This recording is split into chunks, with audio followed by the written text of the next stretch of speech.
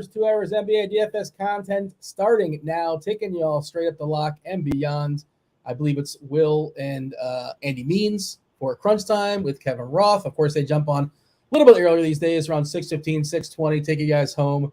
You know, you certainly want to be tuning in for that. But we go game by game, break everything down, and, of course, adjust as far as news that's breaking down as the show progresses. Big boy slate, 10-gamer, myself, former $1 million winner, Bobby Gomes. Bobby, how are things in your world? Happy Friday. Not a ton of time for pleasantries, unfortunately, because, big boy slate, but I do want to say hello. Yeah, not a ton of time for pleasantries. Happy to be on with you, Dean. Watched The Last of Us, the most recent episode, like 2 nights ago. Great episode. So looking forward to that over the weekend. And, ready to break down some NBA.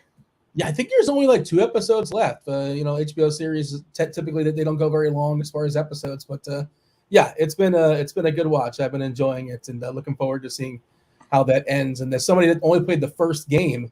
The last episode kind of strayed away from that. I think it's from like additional bonus content or something like that. So that kind of stuff was new to me. But yeah, thoroughly enjoying that show. And it's been renewed for season 2. So that's cool. Yeah. It'll be around. Unfortunately, I'm not sure if you're a Succession fan, but Succession is done. New season's coming back in like a month or so, and this is it. This is their finale. But highly recommend Succession if you've not seen it. I have not seen Succession, but I will take your recommendation because I know you know your shows, Dean, right? Like that's one of your things, It's awesome to help. I think it's one of the premier like shows of the last like 10 years, in my opinion. I don't know. Maybe the chat will let us know. Let's know, chat. How do you feel about Succession? Should Bobby watch Succession? Is that something he should be in on? What's up, chat? Hit that like button, subscribe, turn on the notifications, hit all the things, hit all the buttons, get comfortable, join the conversation too. We're going to go game by game in just a second. Want to get your overview as far as this slate. Of course, some news will be dripping in as well as the show progresses. We're still waiting on Jimmy Butler. He's got that knee, so he's questionable. That's pretty dicey whenever it's Butler. Clippers back half of a back-to-back. They've already ruled out Kawhi. Paul George expected to play. Powell's not going to play. Marcus Morris also not going to play. Zubac is questionable. And I say this, De'Aaron Fox, by the way, expected to play too. He's likely to go. He's questionable. That is a rematch, by the way, of the 175, 176 game we saw last week or so, double overtime. And the Clippers under Russ Westbrook, they are the second fastest team in the league as far as pace. They are flying and they are terrible. And they're without Kawhi as well too. So really interesting game. Go ahead. You hit on my guy tonight. I really like Westbrook. I like the situation. I like the pace of the game. I was hoping George would sit, but maybe with George not sitting, people won't play Westbrook as much at 7,100. So he's someone I'm trying to focus a lot of my lineups around. The Lakers news, obviously the hammer tonight. Anthony Davis, I think, is fine. I think he's going to be a very strong play. He's probably my favorite spend-up stud. There's some ancillary pieces in that game as well. You have the Charlotte news. Rozier and Oubre look like very strong plays. So that's pretty much how construction's kind of trending for me in my overview. I think one of the most interesting things about this slate, right? 10 games. It's clear. It's like broken into like a doubleheader, right? So there's 6 games. 6 of the 10 start either at 7 o'clock up to 8 o'clock, right? That's their start time.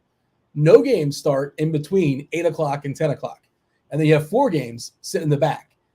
So it's really, really interesting to see. And as far as like if you're waiting on news and the late stuff, if you're waiting to see who's going to start at center for New Orleans, Jonas Valanciunas is currently doubtful. Nance also not expected to play. So theoretically, there's some value there. Also, that game just might go small. Really curious how that game goes down because, you could look at Willie Hernangomez. You can look at Jackson Hayes. If they get some run, sure, but also the matchup doesn't seem spectacular. I'm really curious how New Orleans might run that game. But there's a possibility that things can go well. Like you can have a slate winner in Jackson Hayes and a slate winner in Willie Hernangomez. Those guys can also get you 7 in 5 minutes. Who knows? Guillermo looked rough the other night. Yes. I think when you're starting your construction, you're going to plug Guillermo in, and then if it does go small and Hayes is starting, because the Warriors are a smaller team, Hayes could start. You just swap. It's a lot easier to swap down. So, yeah, that's kind of how I'm approaching it. They can also start with one of those 2 guys, and they can just go away, and the whole game is small, and Ingram can play the 5 basically. That's the way That wouldn't shock me. Ingram coming off a heater the other night. Absolute heater. I think he had 6. It's in Golden State obviously plays super fast as well. So New Orleans seems like one of the more, if you can figure that team out, like if there's one box score, if you were allowed to cheat and see one box score, you have the almanac, right? You got Gray Sports Almanac. You can see the box score to one team. I feel like it might be New Orleans. I'm really curious how that breaks down tonight. Maybe OKC's another one because I'm so confused by them because they're kind of sort of, they tanked the game a couple days ago. And now they got a matchup against Utah, and obviously SGA is out. I'm so conflicted on the Thunder, but we'll get to it. Anything else of note that we should sort of knock out before we go game by game? No, we could start game by game. That's pretty much it. I feel like we've covered the majority of construction questions. Yeah, Steven in chat says Hayes did his damage in 16 minutes. Yeah, like he can. Like he's a really good fantasy point minute player, and those guys can still get there, but it's just tricky to predict how that's going to go down. We do have Hernan Gomez drawing the start, but it just feels like a volatile situation, the New Orleans big man. First game that we have is Orlando versus Charlotte. 225 is the total. Charlotte is a 4-point dog here. Of course, no LaMelo. I think he's done so for the season, I want to say. That's unfortunate. That's a bummer. Charlotte's kind of in this tricky spot where they're on the outside looking in of the tankathon, and it's really hard for them to break the top 3 because the top 3 are so bad. And there's really not a lot of mobility. They can basically just do what they want, and it doesn't really matter. They're kind of sort of locked into the 4 spot unless something really goofy happens. Cody Martin's not playing. PJ Washington officially doubtful. Again, mentioned LaMelo. He's out. As far as Orlando, I think Orlando's fully healthy. Well, Jason got Jonathan Isaac's out for the season. I saw that note. But, good matchup here, both sides. 225 is a total. Where do you want to start? You want to start with Terry Rozier? He seems like a pretty popular play today. I think Rozier's the guy. Like the Charlotte side, we can get to the Charlotte side. Obviously, those guys are going to be more prevalent. The Jonathan Isaac news. Does that open up anything on the Magic side for, say, like a Mo Wagner? Like where are those minutes going? There wasn't that much. We have 19 projected for Wagner. They weren't playing Isaac a ton anyway. And they have bodies in Orlando, so it's basically a non-factor for me. Okay. In terms of obviously Rozier and Oubre jumping back to Charlotte, you're taking LaMelo out, so the usage there is going to go up extremely. Rozier just has to hit his shots, right? Like that's pretty much the thing with Rozier. Wasn't the case the other night. A lot of people rostered him. I think he's a very strong play again tonight at 7,700 on DK. We have him for 35 plus minutes. I have no issue going back to Rozier. Oubre, he was the guy who had the game the other night. 6,600. Shooting guard, small forward eligible. Currently have him for 32 minutes. Like I think that's 37 minutes. So yeah, I'm trying to get to the 2 of these guys as much as possible. Gordon Hayward also in play. 6,500. I think I prefer Oubre. Mark Williams at 6,300. He's the guy I think is going to get lost in translation on this Charlotte team. And I think at that tag and at the center position is kind of loaded today. He's differentiated to where, like, if you do take shots on him, and I feel like bigs have done well versus Orlando pretty much all season, he's the sneaky GPP play for me. I have interest there, but the main guys are Rozier, Oubre, Gordon Hayward, but do have love for Mark Williams. Oubre grabbing 30% ownership on DK. Rozier at 26%. Williams getting 6%. Otherwise, you mentioned Hayward. Look, I've spoken poorly about him, and a couple times it's bit me, but 6.5 for Gordon Hayward, I can't do that. But whatever. And I'm not making a ton of lineups. I suppose you want to get a pinch of it, by all means, go for it. The Orlando side, you mentioned centers. I like Wendell Carter a good bit, but, there's so many centers out there. He's center and center only on DK, grabbing 11%. One of the better value plays on the slate is Cole Anthony. He's just 4.1K on DK for some reason. We're expecting about 25 minutes or so. About a fantasy point minute player. Is a really, really strong math play. Of course, he's facing Charlotte. Charlotte, a weak defensive team. I like Cole Anthony. He makes stuff work. And so does the field. 25% as far as ownership. The most popular player on DK. You got Fultz, Banchero, and Carter in the teens, basically. Mo Wagner, we kind of mentioned him in passing. If you want to throw that dart, but 10-game slate, a guy that's going to get maybe 19, 20 minutes or so. I know the matchup's fine, and he's 3-1, but like a 20.31 player, is that going to help me today? I don't think so. Can he get beyond that? Sure. But I don't think. I think you could see more than 19 minutes. Like who? Okay. It's Bancaro and Carter, and that like, what other bigs are there? Like Bol obviously, but I think you could see more than 20. I think you could see more earlier in the season. I feel like in a similar situation, he was getting a lot of run. They didn't have a true center at the time, but I kind of like Wagner a little bit. If I was playing larger field GPPs, I'd have some exposure. If I'm reading this correctly, like we're giving Carter 29 and Mo Wagner 19. I assume we're just, we're giving 48 minutes to the center position, and they're just like, that's the direct backup, and that's that. I assume that's what's going on in the projection there. Okay. Anything else of note here as far as Orlando Charlotte? Right out the gate, I think it's a good game. Yeah, all the Orlando starters are pretty much one-offs for me. Not getting too much. But Bancaro, very high usage rate. Wendell Carter at 6'4", it's a really good spot for him. Fultz at 6'1", it's a pace-up matchup, good spot for him. Cole Anthony's going to be the guy. Do we really want to lock in 4-1 Cole Anthony, though, in a 10-game slate? Sounds a little risky. I know he's projecting well. I think news will open up to where I'd probably be under the field on Cole, though, in this situation. Yeah, I'm going to play some, and I get that point, though, because it's an early thing. And are you doing anything as far as, like, again, just how the slate is goofy, where there's no games at 8:30, no games at 9, no games at 9:30. You have that 2-hour break between 8 and 10 o'clock, and there's some stuff up in the air as far as late, and you never really know. Goofy stuff happens all the time, especially this time of year. I mean, what if Paul George doesn't play? I assume he's going to play, but what was the note last night? You said, like, basically if I sleep well, I assume I'm going to play. I can't remember.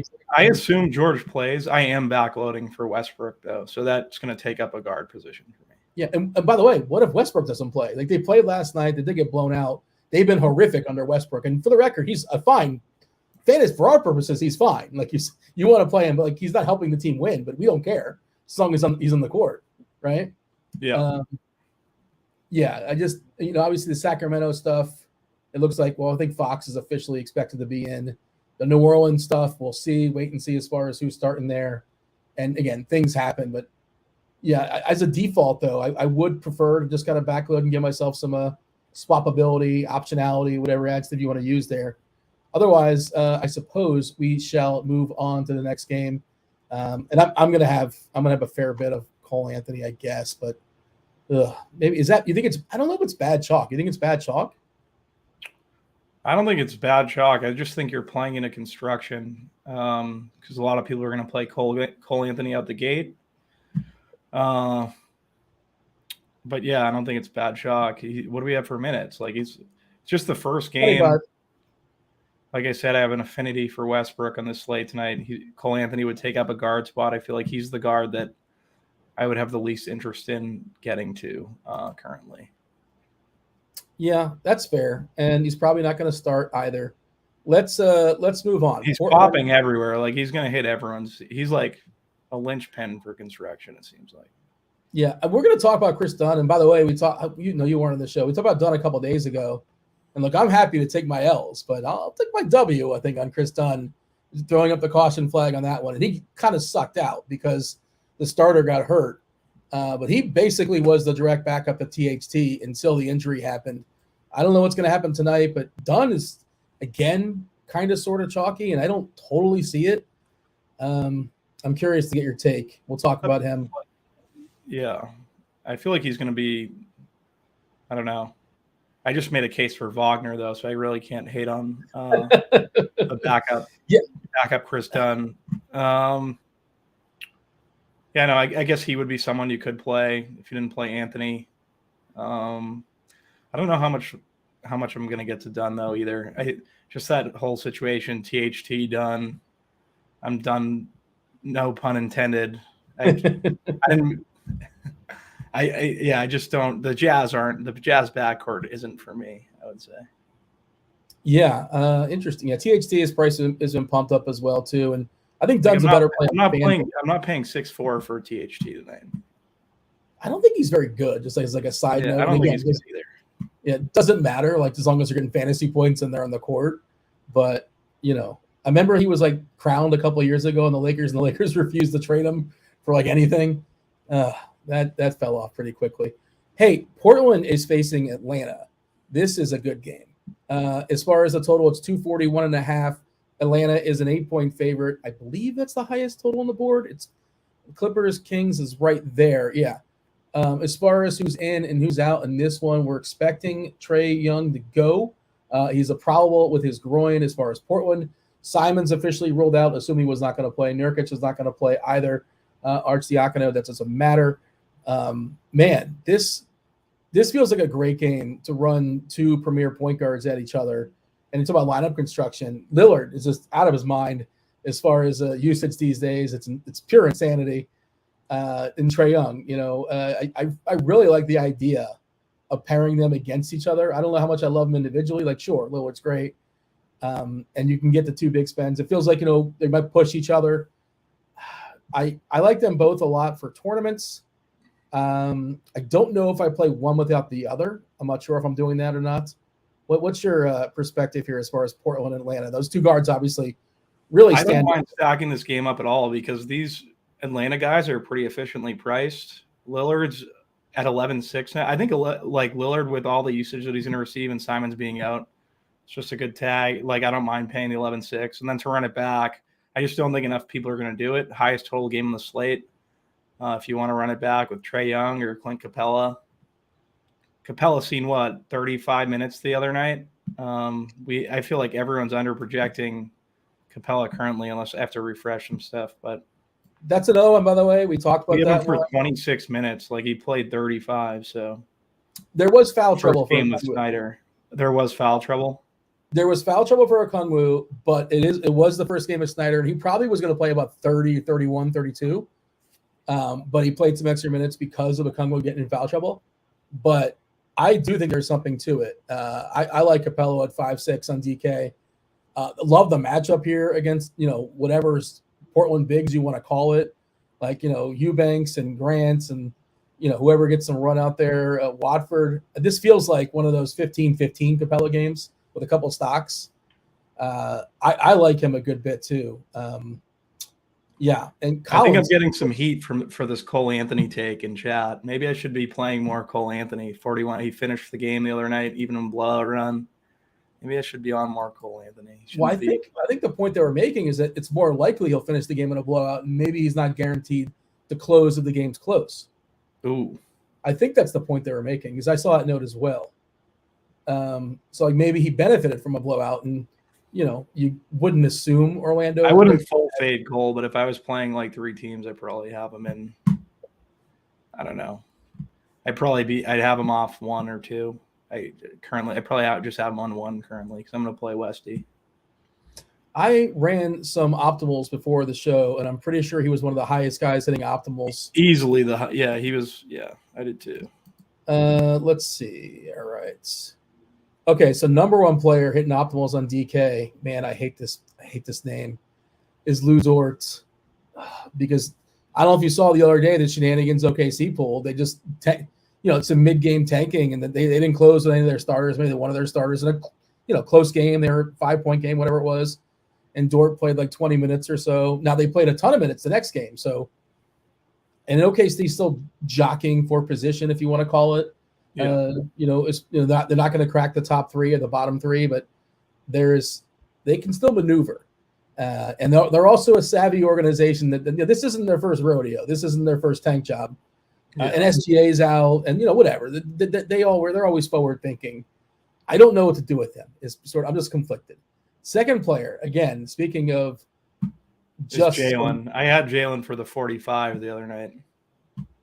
Well, okay, no. As far as like ownership stuff. Yeah, we'll talk about Jalen as well. Hernan Gomez is the second guy hitting optimals hard, and it's uncomfortable. That's uncomfortable to me. Cole Anthony's the third guy. He's on the podium. He's got the bronze medal currently at 37%. So he's going to be popular is the point, and he's hitting the first optimal, the second optimal, the third, the fourth. I can keep scrolling. He's in a lot of them. So yeah, maybe he's an interesting fade if you want to consider that route. All right. back to Atlanta and Portland. Lillard is, again, out of his mind these days. They lost to, was it the Warriors blew him out, destroyed him in the second half, but the third quarter specifically. But otherwise, like his usage has been out of this world because he's like the only guy that can shoot in this team at this point. 20% for Trae Young at 9.5, 19% for Lillard. Capella getting 14%. I will be over that, I'm pretty sure. I don't make a ton of lineups, but if I make 7, I'll have at least 2. Yeah, talk to me about Lillard and the Blazers. Anybody on the Blazers you like besides Lillard? Anyone on the Blazers I like besides Lillard? I think you can make a case for Jeremy Grant, but not too many of these guys that I really want to get exposure to. I guess Cam Reddish is a punt that's in play. Watford, Eubanks, Thibault. I guess the values are in play. For me though, I feel like I just want to get as much Lillard as possible. We do need the value though. Cam Reddish and Thibault are both playing well, different situations. Feel like I prefer Reddish to Thibault, but that's just me. And I think Jeremy Grant, he's going to have to pick up some scoring with Simon's out, so I don't mind him. Yeah, that's pretty much where I'm going in terms of like their value plays. All right. Anything else of note here, or shall we move on? We can get on with it. If you're hearing noises, I apologize. That was my baseball best ball drafts never stop. So I just made a 25th round pick. It's very exciting stuff. But Who'd you take? This league has relief pitchers, which is so annoying. And saves and holds. So I took Craig Kimbrell. He's still throwing baseballs. Possibly the closer, possibly the setup man for Philadelphia. Get excited. Okay. We're done with this game. We're moving on. We have, let's see. Brooklyn and Boston. 227.5 is a total. Boston is an 11-point favorite, big-time favorite here as far as the Celtics. Celtics are fully healthy, right? Brogdon is expected to be good to go with his ankle. He's probable. Derek White has that neck, but he's not even on the injury report. Brooklyn is, Ben Simmons may never play again for Brooklyn, at least this season. Who knows? Yuta Watanabe not available with his back. So Boston fully healthy. Brooklyn basically fully healthy. Not a good matchup here for Brooklyn, obviously. Boston, good pieces, always good pieces. But they're, full asking price, and there's no reason that anybody's going to pop. I feel like this is kind of sort of a catch-me-up game. DK-wise, nobody getting more than 6% ownership in this game. That's Robert Williams at 6%. Tatum, you can always play Tatum, of course, not besmirching, but kind of a scenic route there, 10-6, 3%. I would get over 3% if I was running a ton of lineups. But, it's not hard to get over that. Your thoughts as far as Boston, Brooklyn, this game in general? Yeah, so the issue with Tatum for me is these games where like they're favored pretty heavily. He seems to kind of take a back seat. So I don't know how many Celtics I'm going to have at full strength. I think my favorite would be Robert Williams. Very good rebounding spot. Very good spot for bigs versus the Nets. So Robert Williams would be the guy at 5,100 for me in this game. Outside of that, there isn't much. Like I don't want any of these Nets. Like you said, it seems like a catch-me-up game. Yeah, you could always play Tatum. You could play Jaylen Brown. Someone said it's Tatum's birthday. If you want to go the birthday narrative route, play Tatum. Full squad, though, 10. Where does he go in Boston? You know the places to hit these days in Boston. That this is your town. Where are you going? Like if you're what is he, 24? I don't know where he would. I have no idea. I haven't been out in a long time. Where do the kids go these days? I would imagine he's going like to, I don't know, South Boston, I guess, Seaport District. Who knows? I think that's where. You know the hot club that's going on in Boston these days? They do. The Grand, it's called. Me and Kirk went one time. TK. It's interesting. And H3 Buddha was there too. First time he'd ever been to a club. I think it was like 4 years ago, so he was like 30. So that's okay. He's a late bloomer. He's a late bloomer. But yeah. I'm being told it's Tatum's birthday, it's Cam Johnson's birthday, and it's Herschel Walker's birthday. So there you go. If you believe in astrology, I'm an astrology guy. What's your sign, Dean? What's your sign? Well, let me ask you this. If you're an astrology guy and you feel like you probably know me well enough, we've done enough shows, you should be able to tell me what my sign is because you know all the characteristics. You know the tells, right? You're a Virgo. Okay, try again. I don't know. Oh boy, am I debunking astrology live on air right now? I think Virgo would have been my guess. Virgo. What are the Virgos known for? Why would you assume Virgo? They're very detail oriented. You're very detail oriented on the show. We go. I don't know. I'm an Aquarius. I'm all over the place. So. I don't know what that means. Like I mean, yeah. Does that mean are we compatible? I'm a Leo, by the way. I'm a Lion. You're a Leo? Oh, there you go. The Lion. What does that mean? What is it?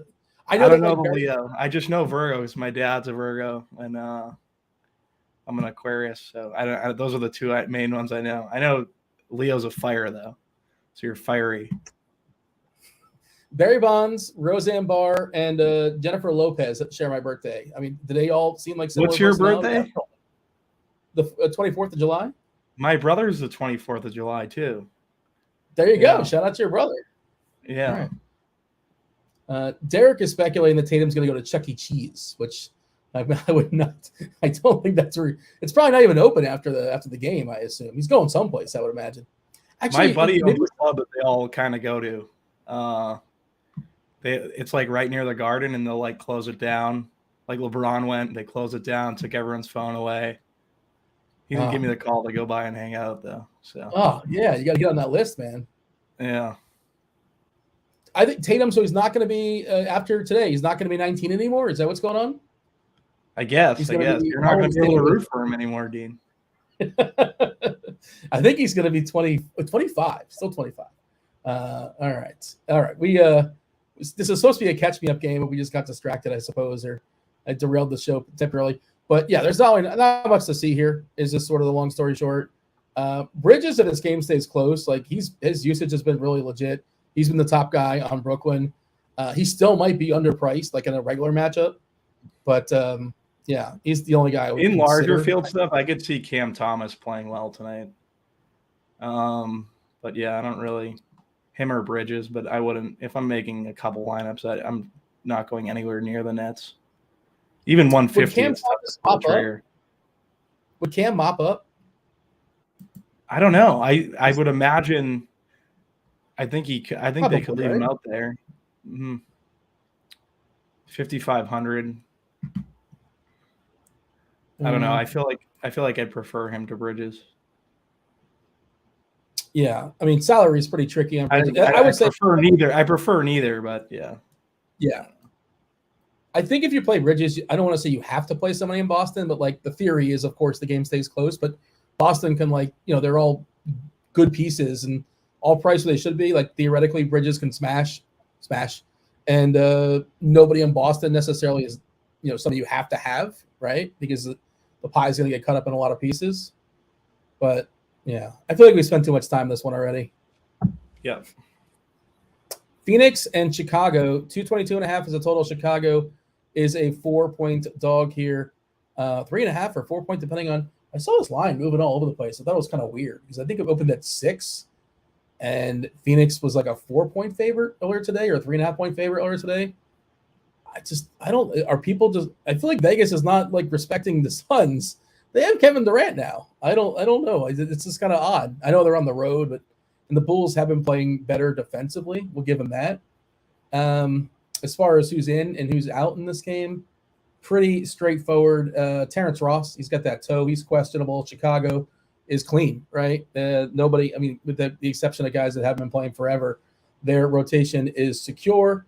So everybody in for Chicago. Another game that no interest as far as DFS. A bit of a minutes restriction on Kevin Durant, which is the reason why he's severely overpriced, no discount, and you're paying for 27, 30 minutes or so. And of course, he's going to eat off everybody else.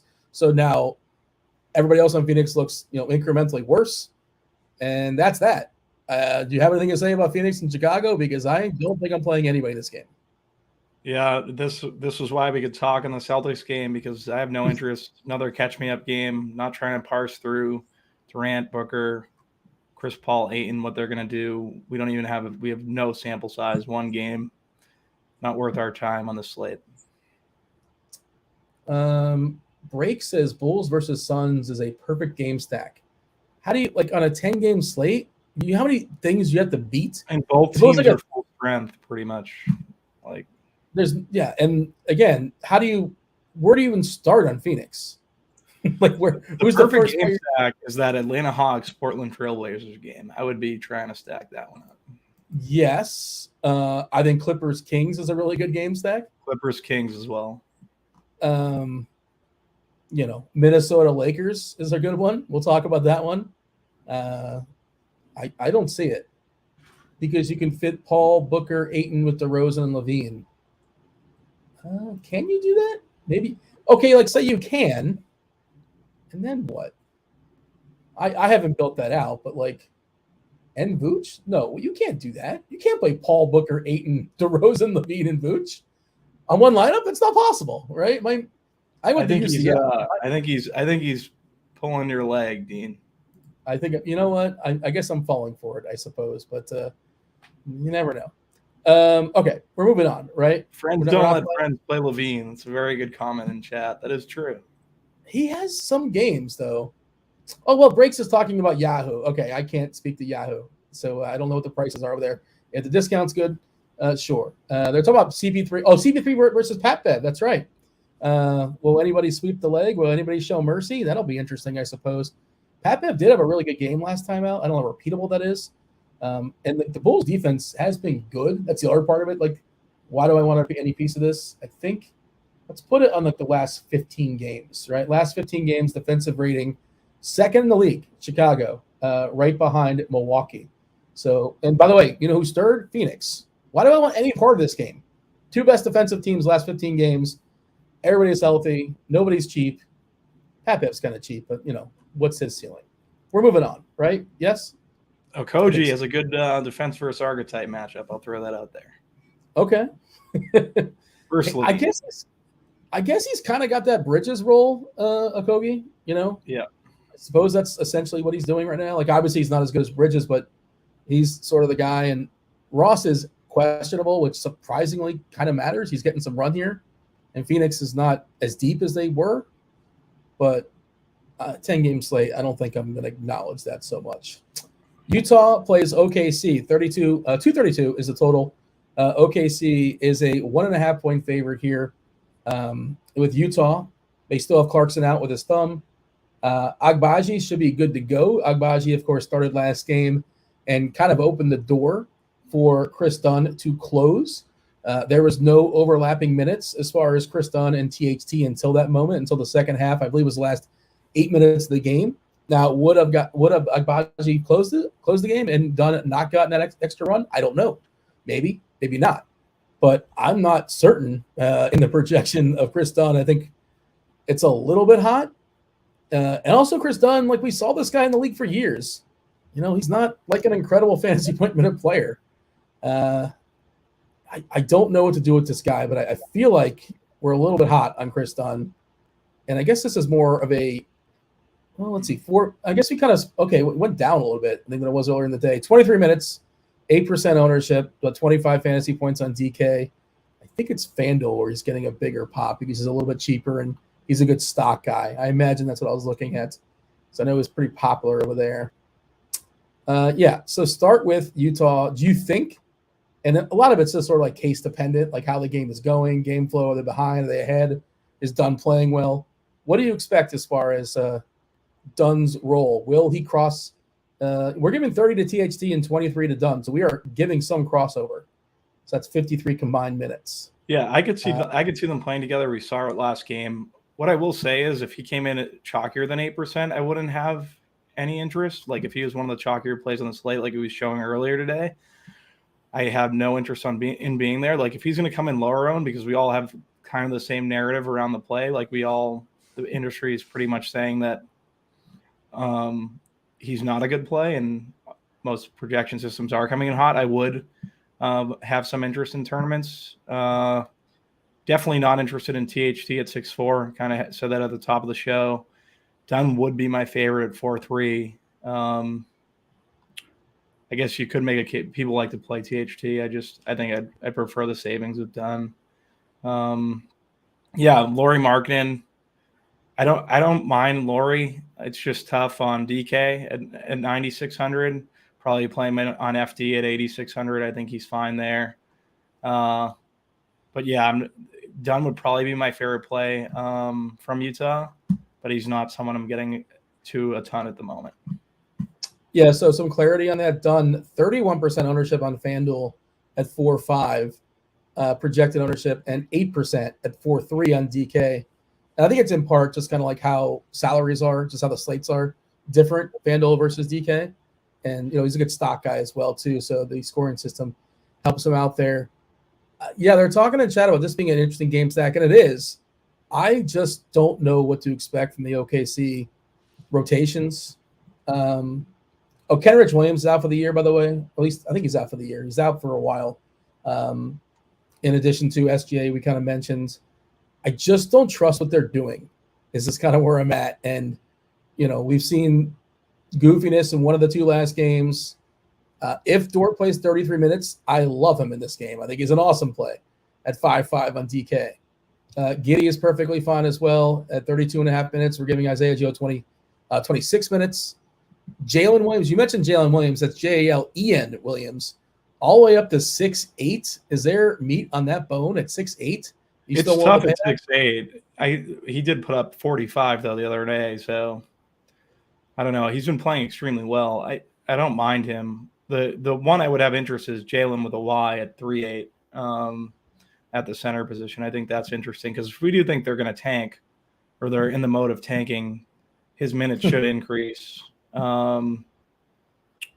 have him currently for 25 minutes. I don't mind him at that tag. Him and Jeremiah Robinson-Earl could see a lot of minutes in this spot.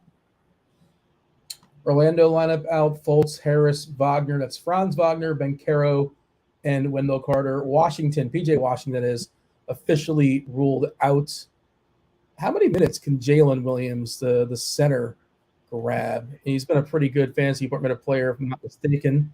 Pulling it up right now. I want to get confirmation, but you said he's in play. He's center and center only, right? I think he is. Yeah, center and center only. And then there's JRE, Jeremiah Robinson Earl, 0.83 DK points per minute. Let's see, Jalen LIN Williams, that's 3.8 the center only, 0.9 DK points per minute. How many minutes are we projecting for him? What's the ceiling as far as his minutes? What can he grab tonight? We already said 25 for Jalen with a Y. Sorry, yeah. JRE 23. Jalen with an E we have for 33. So yeah, the absence of the other Williams. Geez, they have. There's three. Yeah. There's so many names. Kenrich Williams is gone, so now that Jalen and Jalen should get a little more run, as well as JRE. Dario Saric has been getting some run too. I'm not saying you play him, but he's one of those guys just going to get just enough to muck off everybody else. He's projected for 12, but he's a guy that wouldn't shock me if he got like 20. Yeah. Again, I'm not playing Dario Saric, but he's one of those guys that can sort of weasel some minutes away from the players who are actually rostering. I just don't know what to do. I don't feel confident with it, but like for sure, if you're running tournaments and a bunch of lineups, get yourself some shares. And you said your favorite player on Utah. I see in the chat they're talking about Walker Kessler, all the way up to 6'9" on DK. I get nervous playing for 6'9" for Kessler just because he can get a little handsy, and center's kind of loaded on the slate. Yeah, and don't look on FanDuel. He's 8K on FanDuel. He's had several games this year, though, where he has like 6 or 7 blocks per game. And on FanDuel, you get 3 points per. So he certainly can pay that off, but it's not a good math play. 5% ownership on DK. On FanDuel, I'm sure he's getting like nothing at that salary. 7%. Okay, that's a little surprising. But final thoughts as far as Utah and OKC? That's pretty much it. Let's see. Hoosiers Hang Banners wants to know, are we waiting any significant news similar to Halliburton? By the way, we called that one yesterday. We said the exact time was going to come out, 90 minutes before at the lock. Any significant news they're waiting for? I guess Zubac is questionable, which is kind of sort of somewhat significant because the plum dog could be unleashed. Obviously, Marcus Morris is out. They've added Powell, no Kawhi as well. Fox expected to go. I suppose I can go the other way, but it seems really, really likely De'Aaron Fox is going to play tonight. I think he's already been upgraded. Anything else late that we're kind of keeping our eye on in the late block, which we're going to talk about in just a second? We've knocked down the first 6 games. We still have 4 on layaway. I think the New Orleans center situation, that's not an injury news thing, but I think we'd like to know who's starting for New Orleans. Is there anything else that's significant? I don't think so, right? I don't think so. I think you kind of covered the majority. Like Zubac sits, Plumlee, Batum. I think Batum's kind of in play regardless, just because you're taking out those Powell and Morris are out there, right? So yeah, Powell's at it. Yeah, he has a shoulder. I think he was in a sling last night. And Kawhi is, if you guys aren't aware, Kawhi is Morris question. Was Morris? He's out. He's out. Okay. Yeah. So it's last night's situation, except now because Morris was out last night, but now Kawhi's out, and Powell played last night and got hurt. Right? Pretty sure he played last night and he got hurt. And Zubac didn't play. He might get upgraded to playing, but right now he's questionable. Did I skip? You know what? I might have skipped the Miami Heat. I think we did skip the Heat game yet. Oh, bad job by me. Conversation we just went on a little tangent. Jonas Valanciunas has not officially been ruled out, but he is officially doubtful. So unlikely he goes, but yes, it's possible. It's possible that Valanciunas does play. Nance is out. Josh Richardson's out. Alvarado is out. So New Orleans is pretty thin. But yeah, I guess that's one more. I suppose it's possible Valanciunas actually goes, but the more likely scenario is he'll be out as well as Nance. So that's why we're talking about the bigs for New Orleans. Okay, it's the Knicks and my Miami Heat. This game is not like the rest of them. 215 is the total. That is really, really low. The Heat are 3-point dogs at home versus New York. As far as who's in and who's out in this one, well, Jimmy Butler is questionable with that knee. Caleb Martin's also questionable. Kyle Lowry going to be out for a while, it seems. Again, New York is fully healthy. Everybody good to go for the Knicks, but, everybody good to go. The matchup against Miami is not spectacular. I don't like any of the New York teams today, which includes not just Brooklyn, but the Knicks. Do you like any Knicks that you want to endorse? Anything that's jumping out to you? Because I don't really see it. I think you'd always play Jalen Brunson at this point, but this is a tough matchup. Very slow-paced game, slowest paced game on the slate. He would be the only Knick that I'd have any interest in. You can make a case for Randall always just because of the minutes that they play, but full squad, 10-game slate.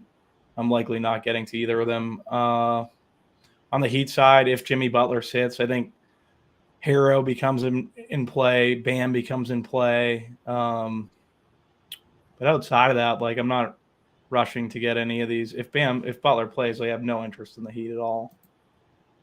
Yeah, they're speculating on the Knicks. Were they in town last night in Miami? I'm not sure. Did they get the South Beach flu? Don't know. Who knows whether they were partying last night, but I assume they were in town, right? They didn't play yesterday. We do have an if-then, by the way, as far as if Butler is out, if Caleb Martin is out, and if both are out. So let's entertain that. If you're a premium member, it's one of the things you get as far as being a premium member. You get the peek ahead as far as the projections. They don't do every single one of them. Not possible because there's so many injuries, but this one we have. So if Butler doesn't go, Bam Adebayo becomes a pretty positive value. He would get a 41 points projection, give or take. Hero gets a bump as well, too, up to 37 DK points, 34 Fanduel. Otherwise, not much interesting. If Caleb Martin's out, not a big difference. But if both are out, again, Bam, Hero, both be positive values. Strus would be okay. Vincent will be okay, but really doesn't move the needle a ton, which is kind of interesting. And that's ownership as of right now reflecting, the biggest ownership player in this game is Randall at 2.5%. Yeah, so maybe I just ignored this one, not intentionally, but it's on the slate. But is it really? And things happen. But you said your favorite play is Brunson. If probably be Brunson, but like you said, there's not much here. FanDuel, by the way, no difference on FanDuel. 3%, the biggest ownership on FanDuel is Jalen Brunson. Fire off those questions in chat. Got my eye on there. Do hit that like button, subscribe, hit those notifications. John wants to know, undecided on playing Utah versus Thunder or Portland versus Atlanta. I assume it's a game stack question. Which game do you prefer as a game stack? Utah, OKC, Portland, Atlanta. Portland, Atlanta feels a lot more stable. Like you know who's doing what, right? You got to pay for it though. Yeah. But your thoughts as Utah and OKC feels they're cheaper, but there's some volatility. Definitely Portland, Atlanta, highest total game of the slate. It's very condensed in terms of usage. Going to Lillard, going to Young, Capella. I would much prefer stacking the Portland Atlanta game. And we can just stop there, right? If you wanted to, theoretically, just play Lillard, Trey, and Capella. We're good. Yeah. Thibel's in play also. Cam Reddish, those guys as punts. You can make a case for them. I'm not playing Thibault. I can't play. I never play Thibault, but I'm just saying. That's why I had to. When you asked about the value, like they were popping, but I can't. I don't want to play Matisse Thibault or Cam Reddish for that matter. Shannon's mentioning the Cam Reddish revenge. This is like 2 teams removed revenge, right? Because it is 2 teams removed revenge. Atlanta drafted him. Cam Reddish has been playing better. Thibault's been playing better. 10-game slate though. That's kind of the issue for me currently. What do we have for Reddish? Getting 30 minutes. I don't hate Reddish. I don't think that's the worst play. I will play Reddish before I play Thibault just because, Thibault you're begging for like 6 steals. Thibault played good the other night. He was on CJ when they played the Pelicans. He looked good, but you need the stocks. Philadelphia just threw him away basically. Yeah. He was 5 for 10 with 2 for 4 from 3. He was 5 for 6 from 3 against Golden State. Good Lord, good for him. That's obviously been one of his shooting has been a big issue for him, but he's been hitting his threes in Portland.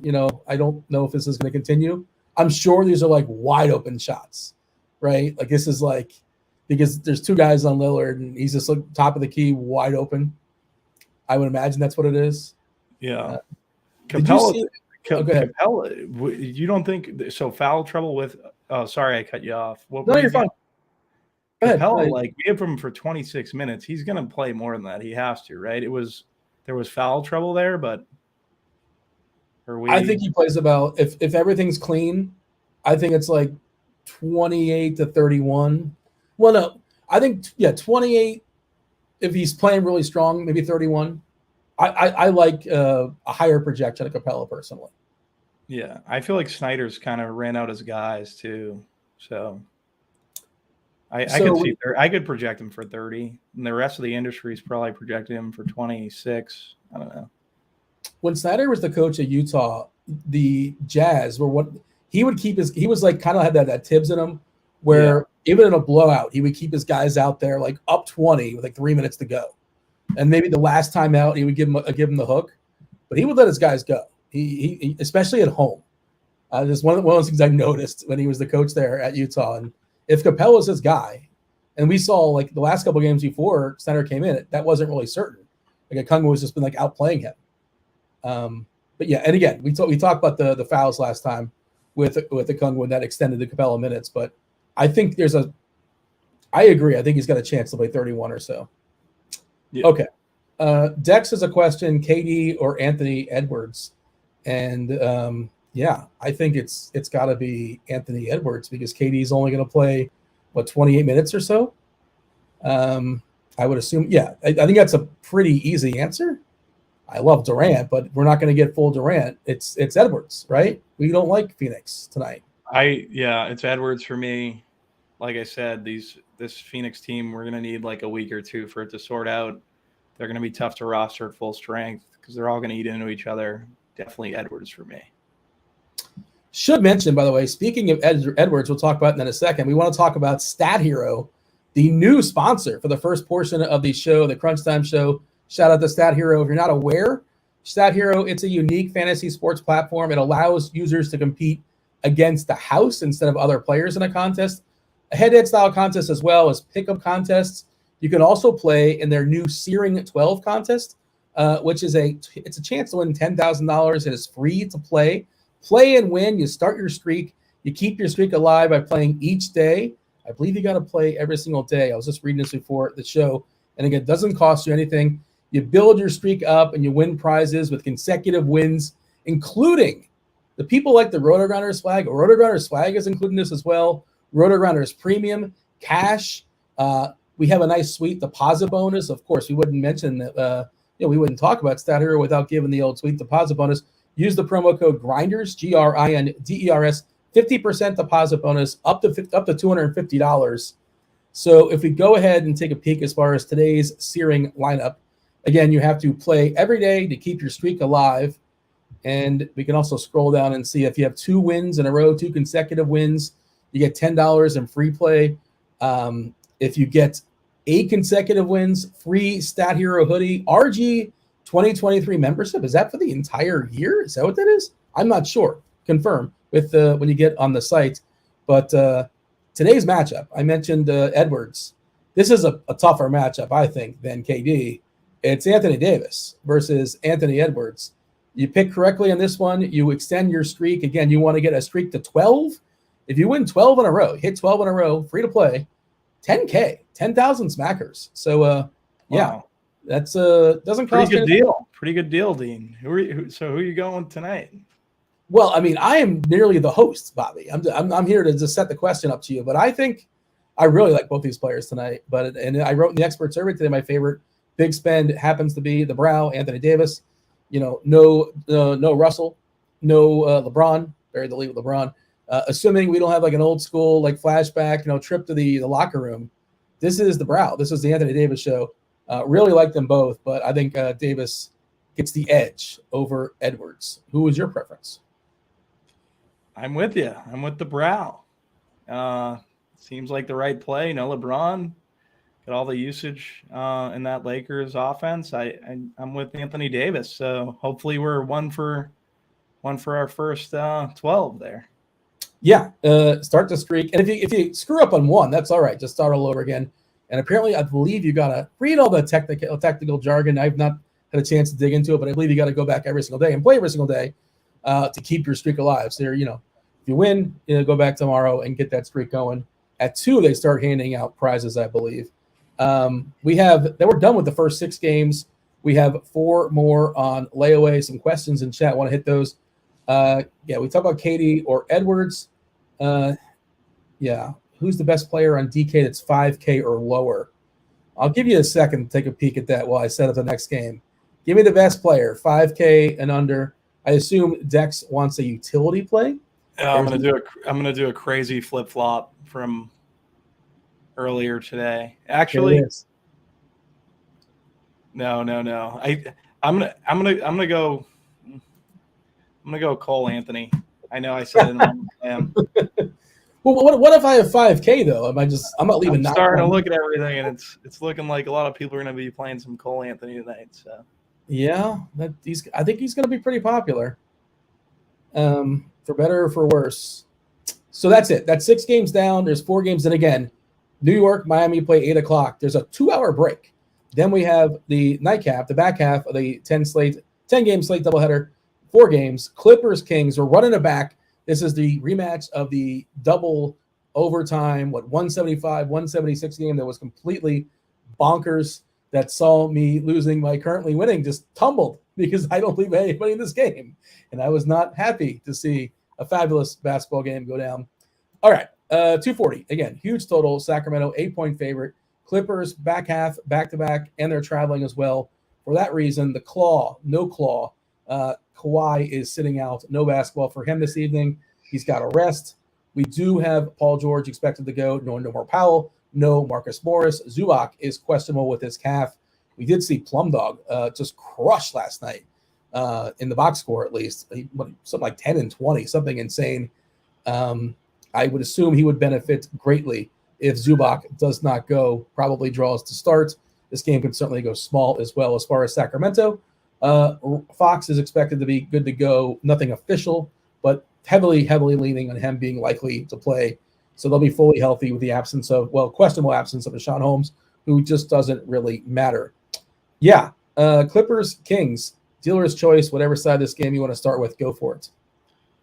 Yeah, so for me, my favorite play on the slates in this game, it is Russell Westbrook. I do think the Zubac news is important.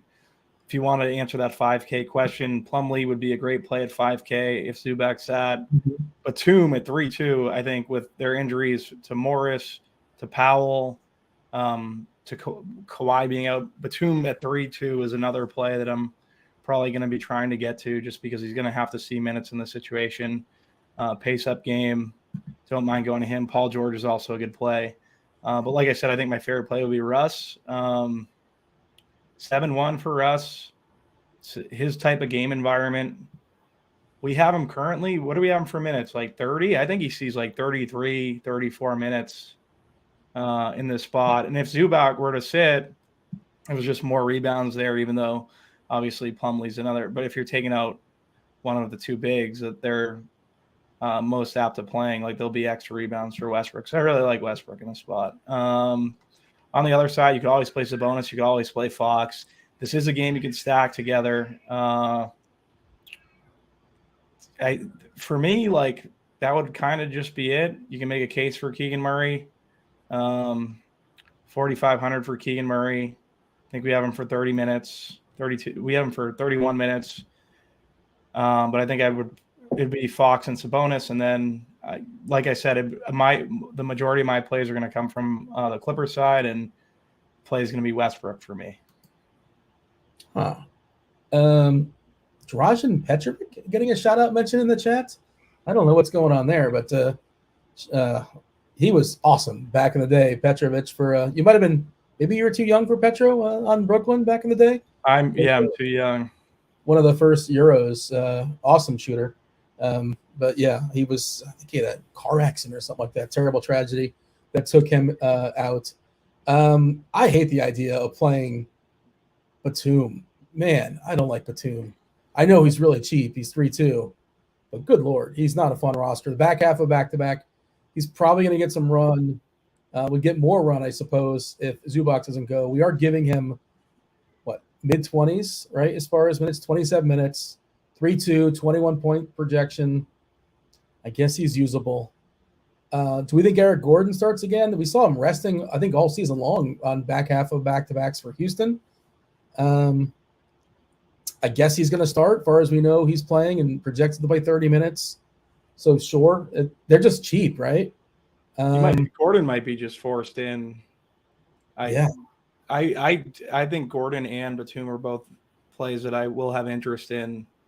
Gordon, small forward, shooting guard at 3-7. He's gonna. What do we have him for minutes currently?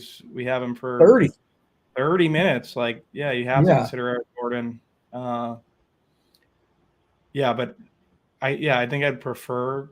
I don't know. I think I'd prefer Batum to Gordon, as crazy as it sounds. It's because of Zubac's out, they need the hype from Batum. Famous last words there. Gordon 0.72 fantasy points per minute. Batum at 0.77 for what it's worth. And I do think if Zubac doesn't go, and I don't really have a good read on that, to be honest. I'm not sure if Zubac was rested last night just because they knew the back-to-back stuff and they just figured let him go tonight. But that's something that's worth monitoring. And I wouldn't assume a repeat for Plumlee last night, but you don't need that necessarily. He's a good fantasy point minute player. For Sacramento, one of my favorite plays is Sabonis. We saw Fox absolutely wreck this team last time out. For sure you can play him as well. And some of the auxiliary pieces for the Kings are pretty cheap. Harry Barnes like 4-6. He's never an exciting roster, but he's probably not going to hurt you. I had a really good lineup the other day where he put up like 45. There's no way I anticipated that, but he was my last man in. He's a classic last man in. It's like, okay, I guess I'm playing Harry Barnes. I think it was the OKC game where it's like, I want a piece of that game on the cheap.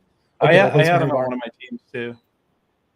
Yeah, and it's just like, you didn't seek him out, but you landed on it. It's like, okay, I guess. Let's go. Yeah. Sabonis at 3% ownership is wow. That's really, really appealing. One of the reasons why I assume is Anthony Davis. We'll talk about him in a second. But yeah, your thoughts as far as Sabonis? I assume you're going to be over that. Tell me otherwise. Yeah, Sabonis and Fox, very good plays. Would prefer Sabonis, but you're obviously saving $1,000 with Fox. Very good spot for Sabonis. At 3%, he's not going to be owned because the center position is loaded. So if you want to differentiate this in terms of like if you're game stacking, getting to Sabonis at 10-1 makes a ton of sense. You said Fox lit them up the last time they played. I think Fox would fall behind some guys for me at the point guard position. Like I said, I really like Westbrook. We're already taking up some point guard spots with Cole Anthony.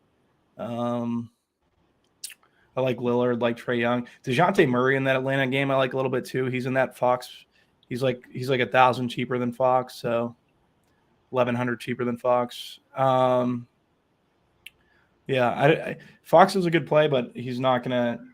I'm only building a couple teams tonight, so I'm not going to be overweight there, but definitely like the Sabonis call.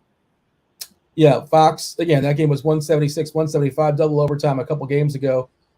42 and 12, 5 steals just for fun, 17 of 27.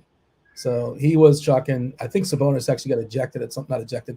I believe he fouled out at some point in that game, one of those overtimes. Let's move on. 3 more games. Crunch Time Crew, 10 minutes away. They're going to give you, they're going to go around the horn as far as position by position, as far as Fanduel, as far as DK, as far as cash, as far as tournaments, and then you answer your questions as well, assuming time allots. Memphis, Denver, 234 is a total. Denver is a 5-point favorite here against the Grizz. Body parts, who's in and who's out for this one. It is Steven Adams only. As far as Memphis, they are fully healthy. Denver is expected to be good to go as well, right? Gordon's good with his rib, and MPJ, Michael Porter Jr., expected to play. Ken Carr, I believe, is questionable. I don't think that matters a ton. Potential Western Conference final preview, maybe. Memphis versus Denver, 234 is the total. You have Jokic. Let's talk about Nikola Jokic, potential MVP of the league. Your thoughts as far as Denver? Feel free to branch off to Memphis. We're a little bit behind on time, so we can be a little more concise going forward. Yeah, Jokic and Jamal Murray for Denver are the 2 guys that I'm going to try to be getting to from this Denver side. Obviously, they control the majority of usage within the Denver offense. Really like Jokic, obviously best big to pay up for in terms of just stud in general. Most slates today, I think it's kind of the same situation at 11-8. The issue is, would you want to drop down to a Sabonis at like 10-1 at the center position? Center is also a very strong position tonight. Jamal Murray at 7-8. Like I said, I think I'd prefer Westbrook. I like DeJounte Murray at 7-9. Think those are 2 guys that I'd kind of put ahead of him, but you can always play Jamal Murray. Favorite play, though, would be Yoke. That's pretty much it. On the Memphis side is Ja Morant, and just the fall from grace for this Memphis team has been insane recently with all the Ja incidents. So, yeah, be Morant, and that's pretty much it. Jokic, the only one really grabbing ownership, 19%. Murray at 9%. Morant at 9%. That's kind of where there's some tournament darts for sure, but I'm with you. I don't really love this game. Fun game to watch, probably. By the way, just as Dan Brogdon is out, he was ruled in earlier. Now he's back out with his ankle. I don't know how much that changes things. I'm curious if that makes get a boost. Yeah, that's my first thought was White as well. I would, he's 5'6". Yeah, he'll get a bit of a boost, like incremental boost for like Smart and Brown, but probably not enough to really get excited about. But our projection team will be on top of that shortly. Let's move on. 2 more games left. We have this one. This one should be a good one for sure. It's 2 games. Both these games should be pretty interesting. 231.5 is a total with New Orleans and Golden State. Golden State playing the back half of a back-to-back.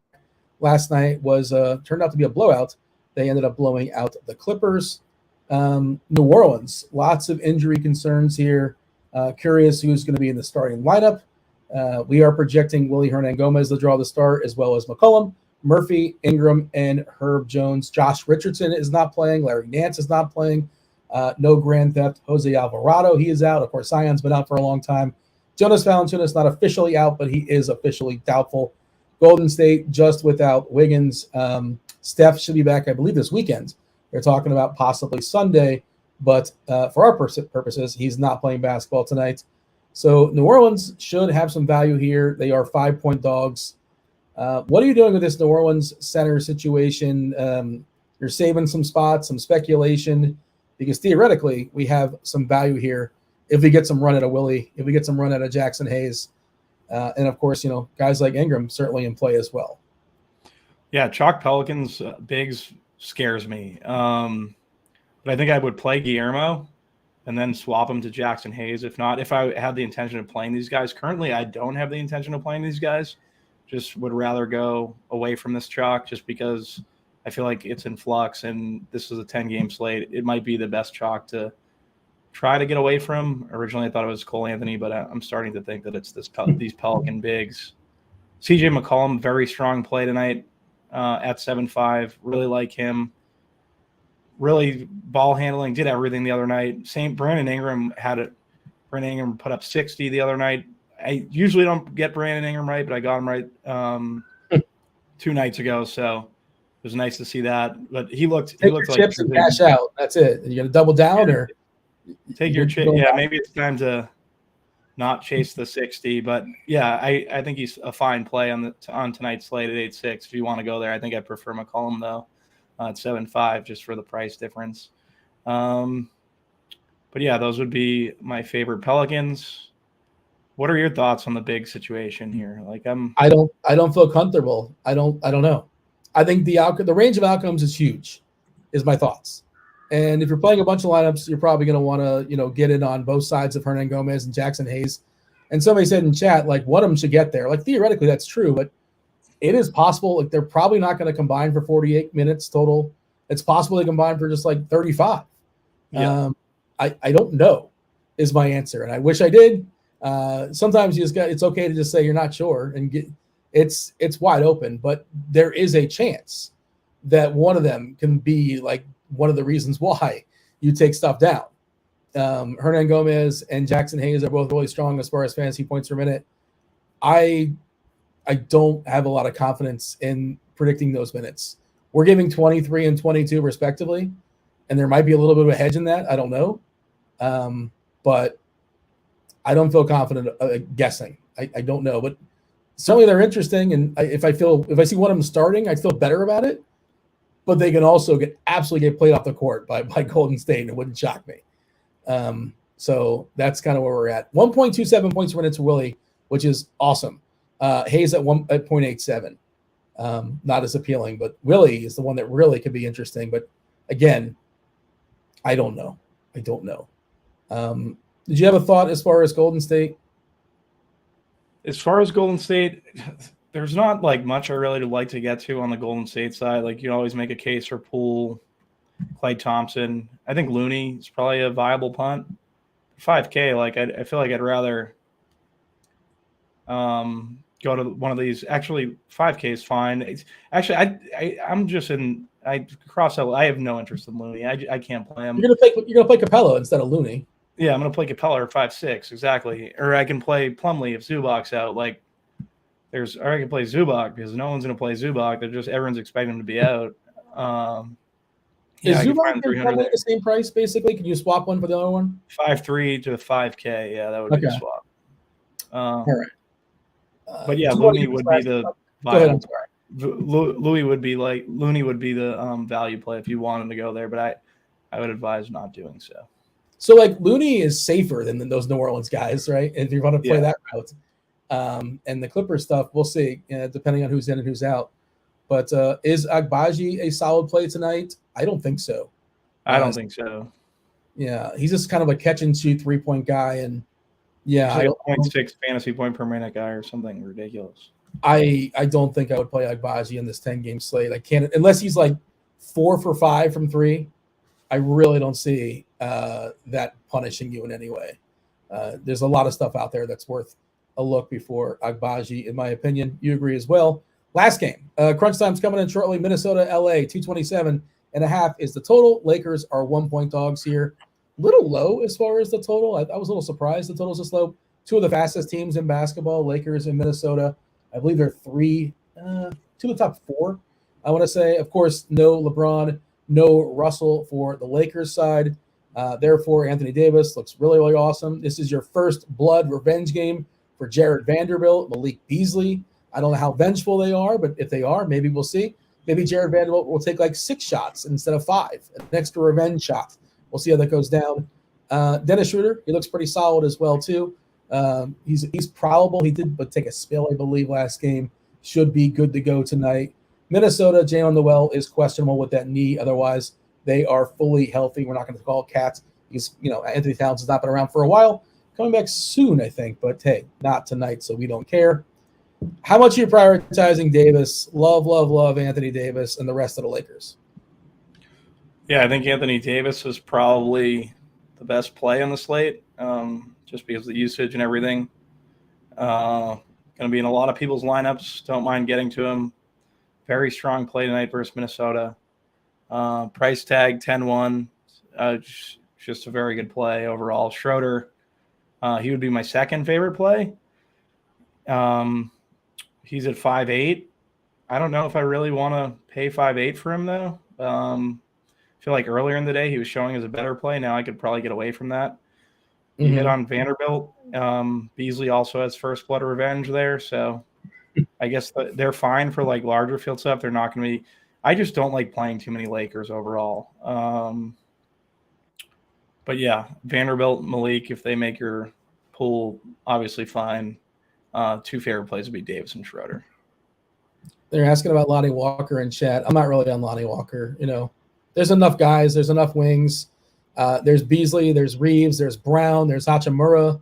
There's plenty of dudes. Like, unless Walker's like shooting lights out, I don't see him playing much more than 20 minutes, right? Like no. I don't know if you have an interest in Walker. It doesn't sound like it. I think Beasley would probably be my favorite play from the Lakers side, as if you're talking about parsing through Reeves, Walker, Beasley, Vanderbilt. Beasley seems like the guy I'd want to get to. Caleb Martin officially in and Jimmy Butler officially in. So Ben Simmons dealing with back soreness, no timetable. Tell you, Ben Simmons not playing the rest of the year. You heard that one first. I'm sure I'm not the only one that said that, but I don't think it's happening. Cam Reddish starting for Simons. That's not surprising. We expected that. Terrence Ross and his toe. Unavailable. No Ross for Phoenix. Maybe that benefits Okogie a tick. I'm not sure. We'll see what projections have. How that goes. It's for Phoenix, but I guess that matters to some degree. He was probably projected around 15 or 20 minutes or so. The Minnesota side, before the crunch time crew comes in, give me your thoughts as far as Minnesota. Edwards, to me, looks awesome. I love the idea of playing Edwards versus Davis. These game stacks, right? We talked about Trae Young and Lillard as a nice little game stack. I love Davis versus Edwards. You tell me your thoughts as far as the T-Wolves. Yeah, I like the game stack construction overall tonight. Running Anthony Davis at Anthony Edwards, I think makes a lot of sense. I think you can make a case for Rudy. He's at 7-4. The Lakers struggle inside pretty much all year, so I don't mind getting to Gobert a little bit if I was playing 150. Definitely prefer Edwards as my favorite play. Kyle Anderson would be a punt play at 5. Well, not really a punt play, like a value play at 5-4. And that would be it. But definitely prefer the game stack route on the slate overall, just because of how things are setting up. All right, we should have crunch time coming in any minute. Right there on cue, we got Kevin Roth, we got Will, Andy Means. Happy Friday, Roth. Hey, happy Friday. How you feeling? Doing well. Fun slate. Myself and Bobby, we did a pretty good job. I may say so myself. Did a pretty good job here knocking out this 10-gamer. It's really interesting the way it's broken down. Like first 6 games in the first hour, 2-hour break, then 4 more games, Roth. I don't know what your plans are this evening, but if you're making a lineup, you got a 2-hour break, and then I don't know. Are you asleep by 10 o'clock these days? You're not asleep, are you? Generally, yes. Here's the question: is there breaking news that I have to wait up for, or can I just set it and forget it? Like this is the rotisserie, oven. Ron Popeil over here. Maybe potentially. There's a few things. The New Orleans center situation, who they start. We kind of sort of talked about that. We're assuming De'Aaron Fox is going to go for Sacramento. And it's also the association. Oh, you know what? Zubac. If Zubac doesn't go, Plumlee could be really interesting. We saw him smash last night. Yeah, he's still questionable. But, we'll let Andy and Will discuss that. I do want to give a little shout out here. RotoGrinders, the people are not aware. RotoGrinders, we're back on Sirius XM satellite. I'll be on this weekend, 3 to 5 on Saturday, 6 to 8 with Beer Makers Fan and Bind For. Hang out with us. We'll talk a little DFS, talk a little baseball, talk a little sports gambling if you guys are in the particular states. It'll be good times for sure. Roth, I imagine at some point we're going to have you come on for like weather reports and stuff. So stay tuned. Keep that. Don't change your number on me. I love it. Yeah, we used to do it. I used to get on the XM shows all the time. So I'm looking forward to us running that back. It sounds fun. Yeah, check us out, Sirius XM Satellite Radio. You got anything else, Bobby? You stepping aside, getting out of here? That's it. Good luck, guys, tonight. Stay tuned for crunch time. Stay tuned for crunch time. Yeah. That was Bobby. I was Dean. Now it's Will. Now it's Roth. Now it's Andy. Roth, take it away. Good stuff. As always, appreciate it. Really, Dino, the highlight there was he knew the name of the guy who says set it and forget it.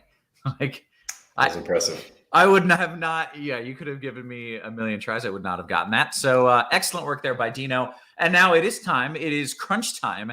And it is sponsored by Fanduel, joined by two of the sharpest minds in the biz. One, Mr. Andy Means. What up, Meansy? I have some things to get off my chest. Oh, good. That's a good way to start off the show. What's up? Not so fast, Roth. I have a bone to pick with a certain profession. Is it because I thought it was bad weather here in Texas because it was sunny and like in the 60s and I was cold, and then I looked where you are and it really sucks? You're getting warmer. Mm-hmm. Yes, weathermen. Yeah. So we're supposed to get 6 to 10 inches of snow today, apparently, and it literally did not snow one single flake. How is that possible? I mean, I didn't make the forecast. That sounds pretty bad. I'm just lumping you in with all the other weathermen. Here's what I'll say about snow forecasting and why I love living in the South. It's really hard to forecast snow. There can be one layer anywhere in the atmosphere that's just at this much too warm, and then it all melts, and it's just a cold, crappy rain. So those borderline snow events are really hard to forecast for. And I don't really care. I just wanted to use it as an excuse to make fun of weathermen. I'd have nailed it for what it's worth. I didn't know the forecast. I know you would have. Yeah. The other thing I wanted to say is it's been one of those days where, like, just death by 1,000 cuts, just like small stuff piling on, small stuff making you like overreact to the stuff that's not really important.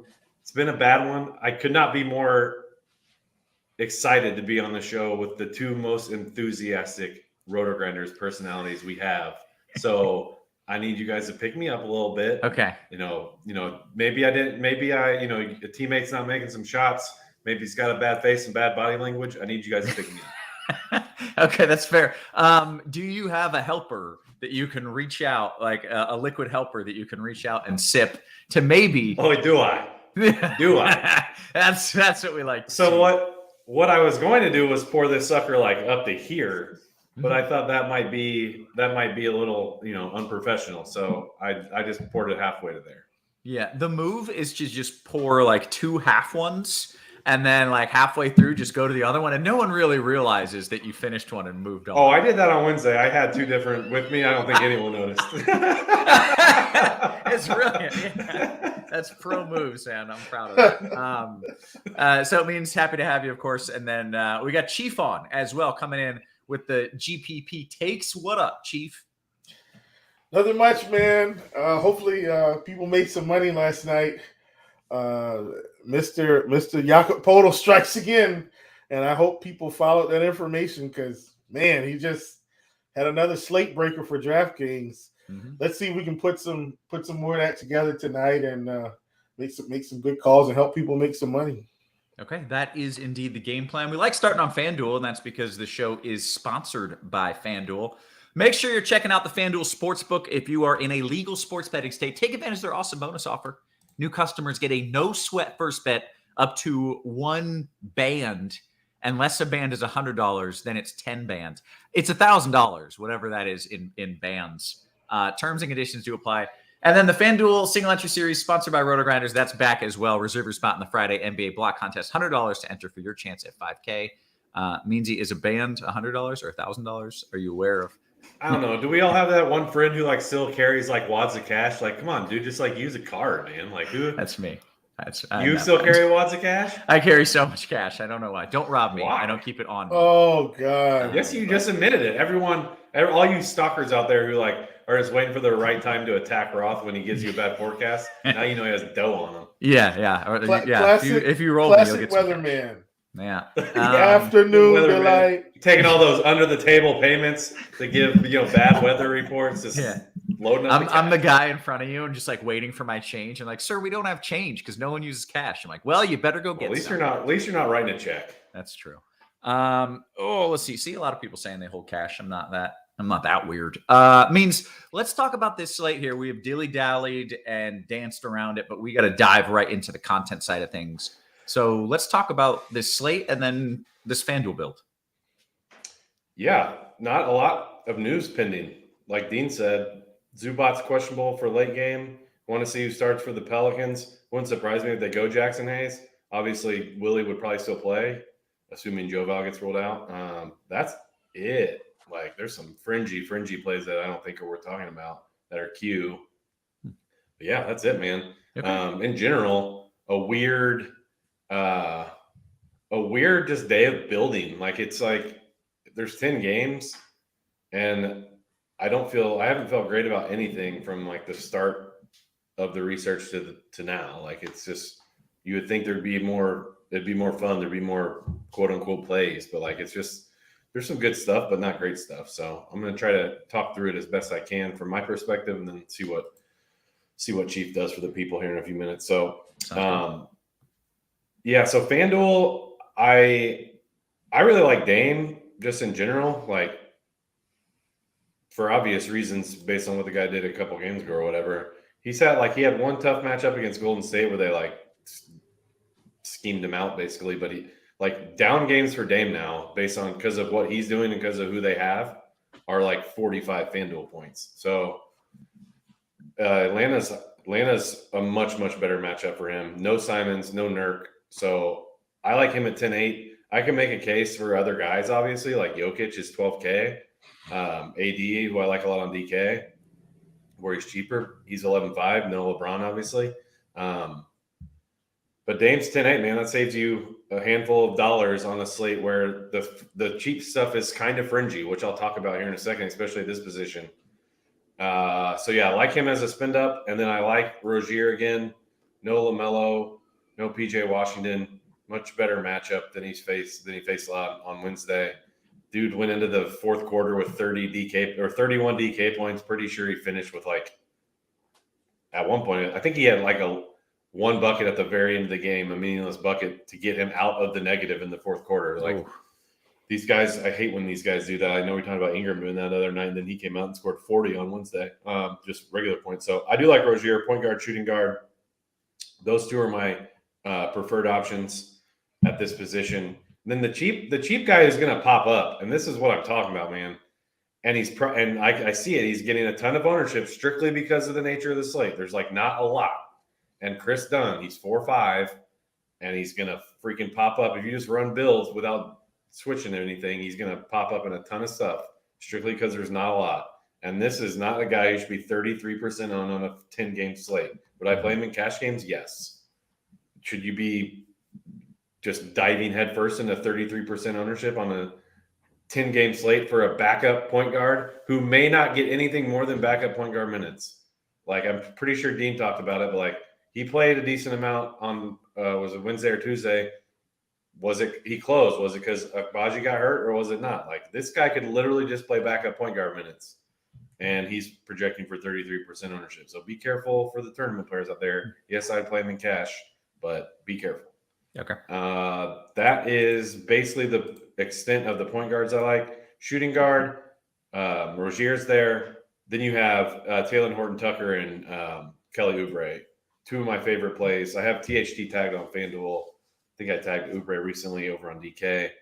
Those guys are really good options tonight, in my opinion. And you have Dort there. So with Dort, he's 6K. I would much rather play the other two dudes I just talked about instead of him.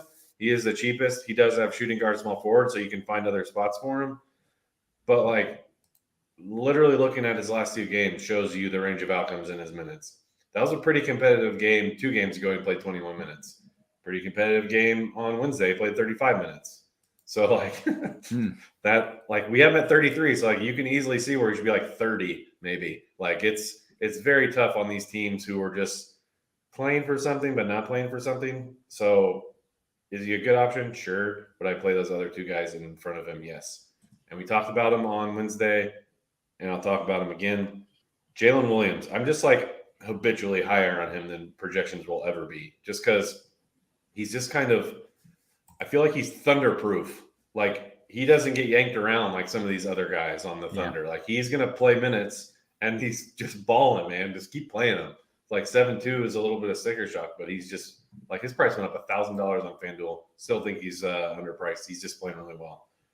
That is a handful of good options over at shooting guard. A lot of those guys are small forward, so not too many other names I want to mention here besides THD, Oubre, obviously, Dort a little bit under those guys. And then the spend ups here are pretty clear. So I mentioned Jalen Williams, but then you have Ingram and Markkanen, 8-3, 8-6. I don't think we need to go any further than that, so I can save us some time here and go over to power forward. Markkanen is there. Then this is another little fringy cheap play here. And he's 40.5% projected ownership because of the nature of the slate, because he's good per minute. But like this game starts in that latter half that Demon's talking about. It would not surprise me at all if Jackson Hayes draws the start here. And even if Willie does get the start, like this is not a good matchup for him. Like, is it good can he stay on the court like when Looney's out there? Sure. Who is he? I don't think you've said who he is yet. Oh, did I not say Willie Hernangomez? Okay, you said Willie, but I might not have. My head might have been. Yeah, my head might have been ahead of my voice. Yeah, sorry. Yeah, I was staring at his name this whole time I was talking. So yeah, I probably didn't say it. Yeah, Willie Hernangomez. Sorry. Everyone can catch up now based on what I was saying. Late game, playing against Looney. Like he might not start. So we haven't projected to start. So he started last game, only played like 20 minutes. This game could very easily go small. He could very easily get played off the court. A lot of it depends on what, like if the Warriors make the first move, say we're pulling Looney going small, it will not be long before Willie gets pulled too. So again, would I play him in cash? Yes. Is it just crazy to play him into 40.5% ownership on a 10-game slate? Maybe not crazy, but like maybe like crazy eyes. Like you got the crazy eyes, but like you're not full-blown crazy, but it's just a little crazy. So the issue, and especially like you're going to get into this situation, especially in tournaments, you're like, well, who else am I going to freaking play? Let Chief take you through that. But like that's also another reason like why he's having projected for so much ownership, because of the position's awful. Like there's 3 positive RG values at power forward on a 10-game slate. And like one of those is Markkanen, one of them's AD, who like maybe not even worth spending up for. So that's why the ownership is showing like it is, but that's just an easy place to get different. But just looking at this. Yeah, okay. That's enough power forward. Yeah, I would play like in cash, I would just play like Willie, Markkanen. That's probably what I would do in cash, but there's just loads of other places to go in tournaments, which Chief will get to in a second. Then center. One guy I didn't mention at power forward who I just saw on center. I really like. I would much rather play Sabonis than AD in cash games. He's only 9.6. Like I would. That's like basically saving you $2,000. I think he is definitely an option I would play at power forward, as one of those like basically 3 guys I mentioned. So then center, similar options. Willie, Sabonis, AD. You have Jokic way up top. Probably not the slate for him in cash, in my opinion. You have Kelly Olynyk at 5'8". You have Robert Williams at 6K. Completely fine with those guys in that like mid-tier right there. So that's basically like 5 guys I gave you. That's probably the extent of the cash game options for me. Okay, very good. Let's kick it over to some tournament thoughts and some tournament takes. We heard about the chalk, which is debatable chalk. Doesn't sound like great chalk by any means. So, Chief, walk me through how you're making this FanDuel build. Well, I'm going to take a different approach tonight. Let's just kind of maybe talk it through. I want to just key in on these expensive guys first, and then I'll kind of branch out from there. So in tournaments, if you're looking right now or just overall ownership, we've got Dame projected for around 30%. And I think I'm willing to accept that considering he's a little bit cheaper than some of the top tier guys. I mean, Dame's been scoring 35-ish to 40-plus real points a game, which is just helping his floor right now. So I definitely think Dame is in play. What I do also feel like, though, is like Anthony Davis, I think he's a little bit too low tonight, considering, LeBron's not going to be playing for a while. He's 11-5. The projection isn't as good as Jokic, but I mean, it doesn't matter. It's a $500 difference. And so I think for me, I think it's Dame in the 10K group, and then it's AD in the 11K group, if that makes any sense. So basically what I'm saying is I play Dame over Ja, and I play AD over Tatum or Jokic. And hopefully that makes sense. Yeah. So those are my thoughts up top. And so while you're eating up some ownership with Dame, you're not doing that with AD, where he's projected on FanDuel around 9.5%, closer to 10%. I think that's a little bit too low for this slate because we don't have a lot of studs, believe it or not, on this slate. Now, something else that caught my eye, now I'm just going to kind of talk. I want to get through that, and now I'll talk about some other things. But something that caught my attention today, and, it seems really odd. Like, Kawhi's not playing tonight, but we're not getting any ownership, it seems, on Paul George or Russell Westbrook. Like, that was very strange to me, just kind of looking over things. So I think Paul George and Westbrook are really good plays. I'm going to side with Paul George more than Westbrook for what it's worth. But, I mean, we've only got Paul George around 5% at 9K with limited bodies for the Clippers tonight against the Kings, which should be a pretty up-tempo game. I think Paul George has very low ownership here, and I think that's a mistake. So I really like Paul George. Our projection on him isn't great, but I think tonight I'm going to ignore that, considering there's no Kawhi and their bodies are a little bit limited. Mm-hmm. This feels like, in my opinion, this feels like what could be the old school Westbrook and Paul George from OKC, just for one night only. So those are my thoughts. I think Westbrook and Paul George could have big games tonight with this scenario set up. So those are kind of some of my favorites. Now, there's something else that I noticed as well. And so this is deep tournament stuff here, because this guy's been playing terrible, okay? He hasn't been playing great, but we don't care about that per se. I think what we care about is what do we think he can do tonight. I think DeMar DeRozan might be in play at 8,500 against Phoenix. He's been awful. They're at home. I think he can get to 45-ish in this spot against Phoenix. So Phoenix's defense is going to take a slight hit. So DeRozan is just a deep tournament play. I mean, we don't have him projected for a lot of ownership at all. So I like him. I think DeJounte Murray's a good play tonight at 8,500 going against Portland. They're at home. They're favored to win this game. Should be an up-tempo spot. So those are some of the, let's call them off-the-board plays. I think a guy that I thought was going to have higher ownership, he's around 16%. Jordan Poole. I just hate the fact that Jordan Poole went nuclear last night. It really sucks. But I still think against the Pelicans tonight at 7,600, he would be my first guy in from the Warriors team. And then last but not least, I just want to cover this Orlando-Charlotte game because, you're getting Oubre at 7K, and he's probably going to play 35-ish minutes or more. You're getting Gordon Hayward at 6,700. You're getting Terry Rozier at 7,800. I think those are good pieces tonight. The problem is they just have so much ownership. But I still think if you mix and match those guys with these other guys that we talked about, like I think you could play Rozier, Oubre, Hayward. You can still play Paul George, and you can get different enough in spots to where, you've got a totally unique tournament build. It is 10 games.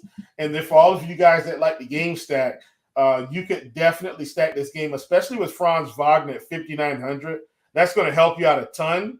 So if you plug in Franz, we already know Charlotte sucks inside. I think my next guy in would be Wendell Carter Jr., and I'd run that with Terry, Oubre, Gordon Hayward. Like, that's a nice little game stack to build around. So that's how I'm approaching the slate. Definitely want to stack some of the Orlando-Charlotte game and then plug in these pieces that, shockingly to me, just don't have the ownership today.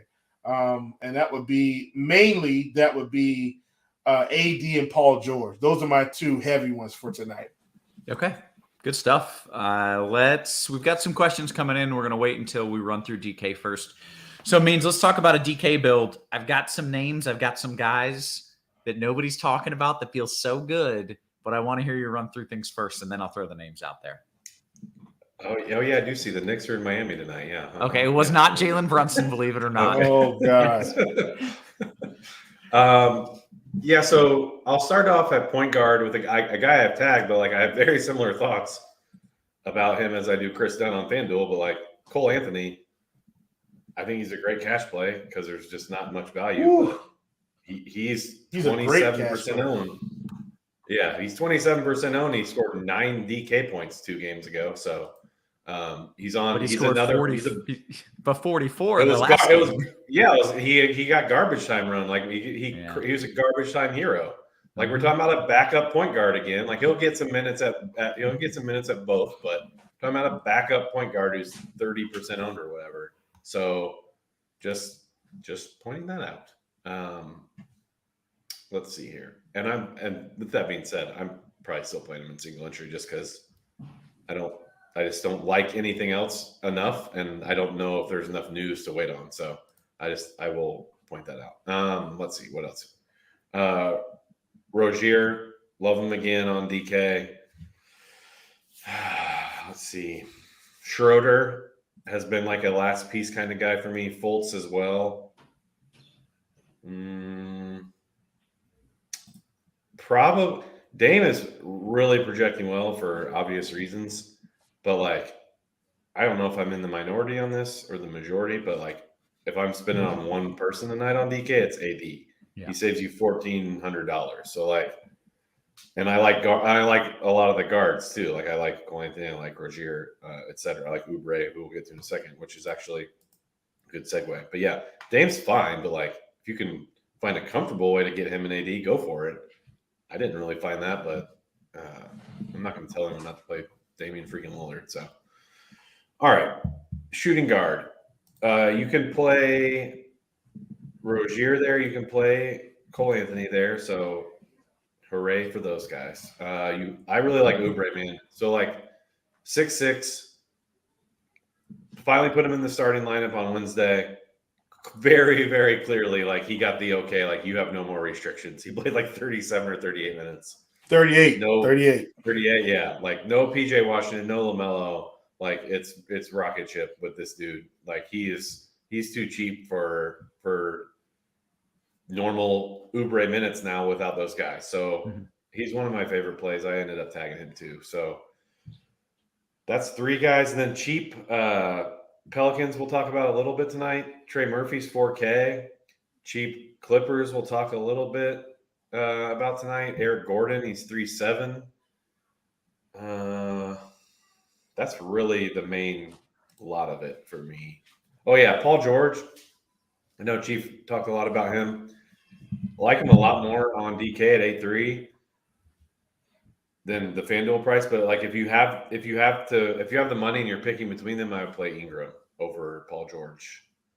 I know they're thin, the Clippers that is, but they've been like sending out those like mixed signals, like coach speak about him having a minutes limit and all this stuff, like, and they blow through it sometimes, but just the fact that they're even saying it means they're cognizant of it. And I know he didn't play a lot last night, but like that's just a tiebreaker kind of thing. Like I would much rather play Ingram than Paul George, but I think they're both fine. So small forward, you have Oubre there, which is great. So you can go like Cole Anthony, Rozier, Oubre, which is a start to a build I really like. And then I mentioned Gordon, I mentioned Murphy. Then you have another cheap Pelican here with Najee Marshall. You have Dort here at 5'5". You have THT here at 6'4". You have Jalen Williams here at 6'8". A lot of good options here, in my opinion. I still prefer Oubre out of all of them if you can land him there. And then I talked about the Ingram Paul George thing, so not too much else to add there. Power forward. This is where things get just weird. Not weird, but just like gross. Like Dort has power forward eligibility, which really helps. But again, it is a very volatile play considering we have him on like the higher end of his minutes. So like I would much rather play Batum here at 3-2. He's already projecting okay, and his projection has room to go up if Zubats is out. So he's like, this is just a classic case of trying to get out as cheap as possible. So I would prefer Batum here. Dort's the second option. And then another cheap Pelican, Herb Jones at 4-1. Those guys are kind of what I'm looking at, just trying to get out cheap. Like, I like Jalen Williams. Like I mentioned, Paolo's right there as well. I'd rather play Jalen Williams, but I'm trying to get out cheap here. And then center, pretty clearly, like two guys I like a cut above the rest with AD and Clint Capella at 5'6".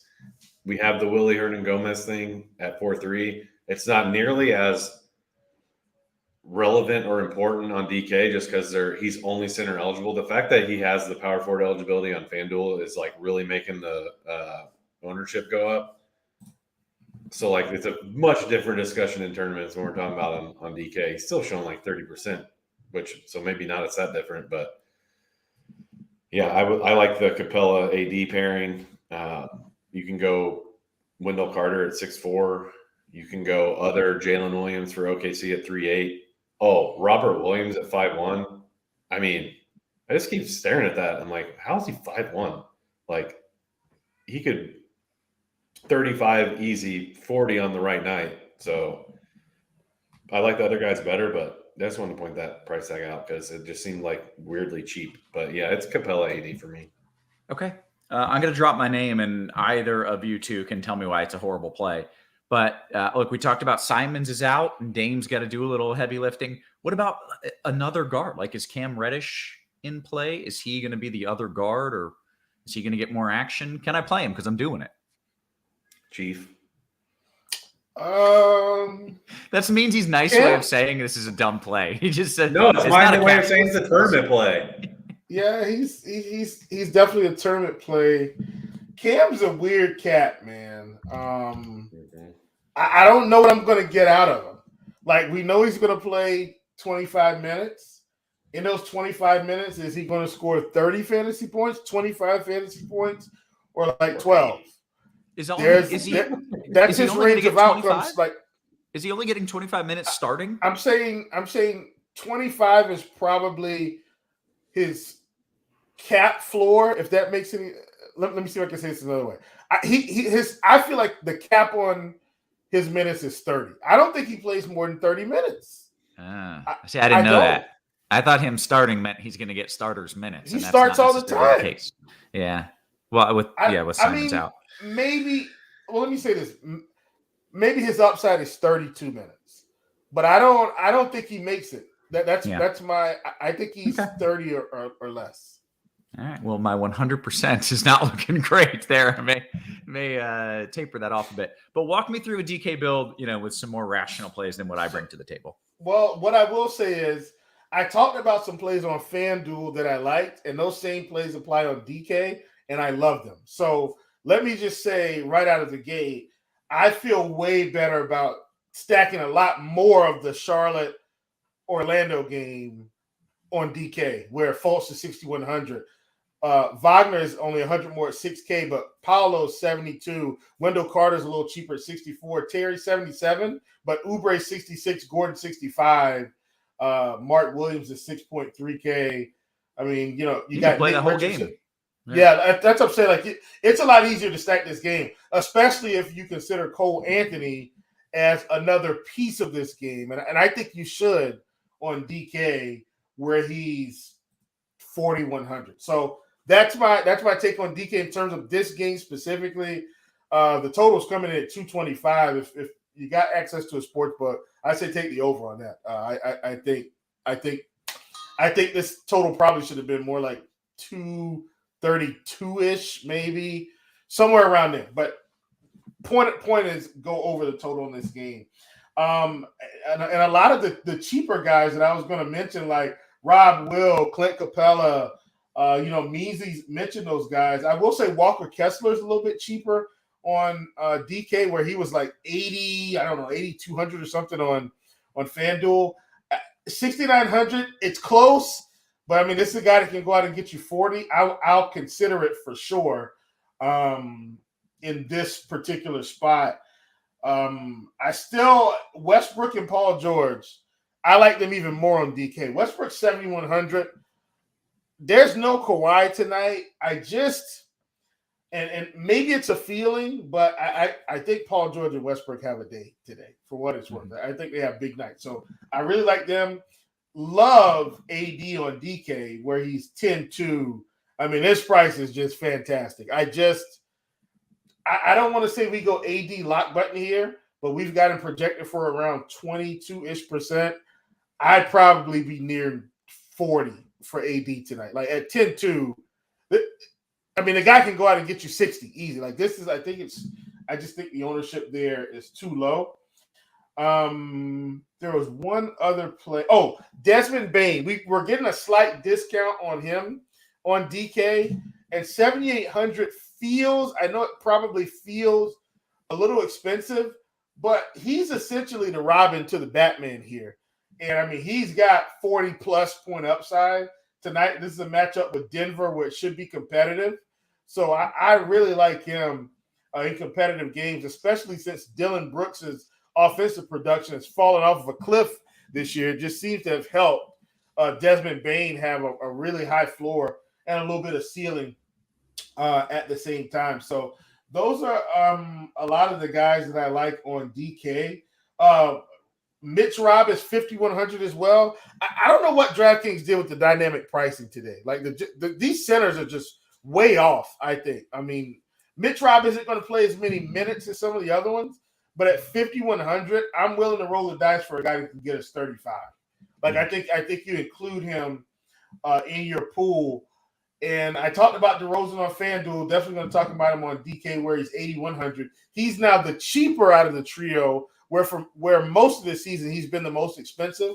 And so I'm willing to pull in some DeRozan shares as well. And that's gonna mostly wrap it up. That is a good way to wrap it up. Guys, if you're watching this and you think, wow, these two are very sharp above and below me, not me, then all you got to do is hit the thumbs up button on the YouTube right there. That's all we ask. It's a free show sponsored by FanDuel, and they just asked that right there, that little thumbs up.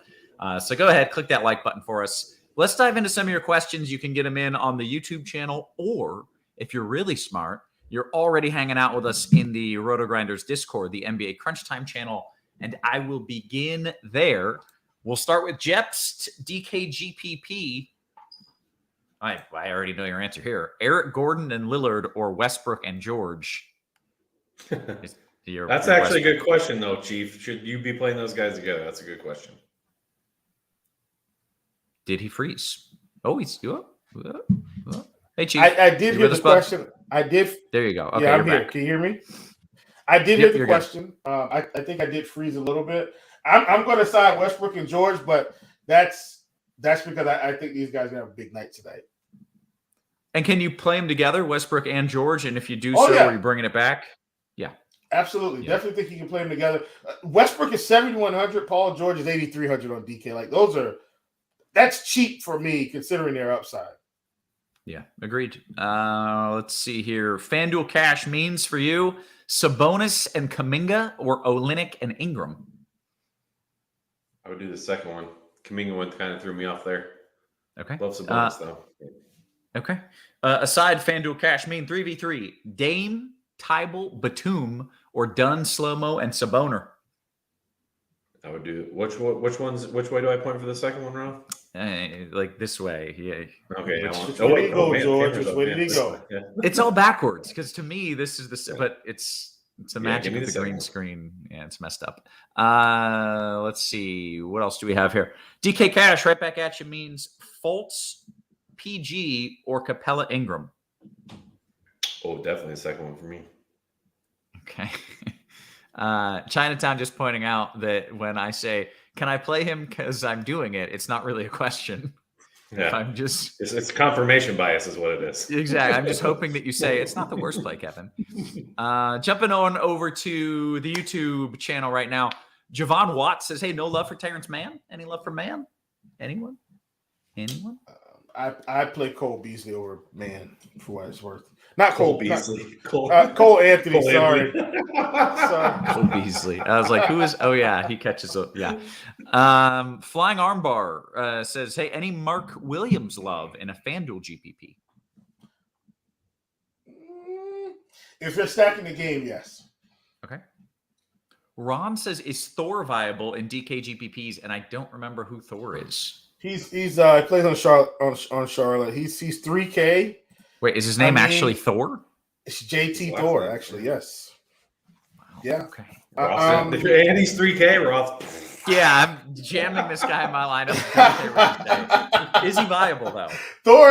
Thor's probably going to play 25 minutes. I think he's viable, but I wouldn't do it if it's just like single entry. If it's 150, you start getting into the 50 range. I think I'm in. Maybe even some 20 max in one or two, but I've got to be really multi-entry to get to him. Okay. DeRozan on DK. You said you kind of like. I like DeRozan tonight. Yeah. Yeah. We Major says, how do you like Smart and Beasley tonight on FanDuel? We'll call that a GPP question as well. Yeah, I don't hate Smart. Smart 6,100. They're probably going to win this game. You're going to need to get some stocks. Beasley, on the other hand, where they're playing Minnesota, I'd probably take Beasley over Smart for what it's worth. Okay.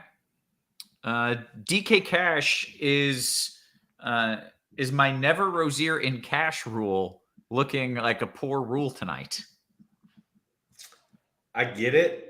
Why one would have those feelings. I sometimes do have those feelings, but I think it is not a good rule tonight. Okay, fair enough. DK GPP, George or Edwards? I feel like PG is your boy. Yeah, PG is my guy tonight. So I'm sticking with PG 13. Yeah. GD says AD or Sabonis in a DK GPP. You're overweight on AD. He's your favorite play? I'm going to take AD, yeah. Yeah. Especially considering there's only a $300 difference between them tonight, I think, on DK. Yeah. AD for sure. Yeah. Jeps, DK GPP, Oubre, Davis, or Lillard and Rob Will? Oubre, AD? It was Davis, Oubre, Davis. I'm assuming they're saying AD. Definitely Oubre, Davis for me. Okay. Very good. It looks like I missed a question here. I'm scrolling. Where is it? Here we go. FanDuel GPP for both fellas. How do you feel about Bones for a shorthanded Clips team versus a chalky Dunn? You throwing Bones? I mean, I know he asked for us both. So those are I'm not saying like he's the one, but those are the kinds of guys you should be thinking about to get off of Dunn. Like guys who could play garbage time, guys who can get buckets in a hurry. Like, I'm not saying that he's the one, but that's what you should be thinking about. What do you think, Chief? I just don't like Bones Highland. Hater. Things Bones. The problem is, so the stupid thing is Cole Anthony. Yeah. We lose him again. I get it. I'm not really into Bones, though. Okay. Let's see. Conscious Machine says, is Suggs a good pivot from Cole? I don't think he's a better play than Cole, but I get it. He's going to play the minutes. I think if you're looking at DK, then I would say put them both in a group and then set it up to play one or the other. And that's how you get your exposure. So I wouldn't play him over Cole straight up, but I would still play them both. Okay. Billy Magliani says, any interest in Najee Marshall on DK for 3-4 as a cheap pivot off Gomez and Hayes?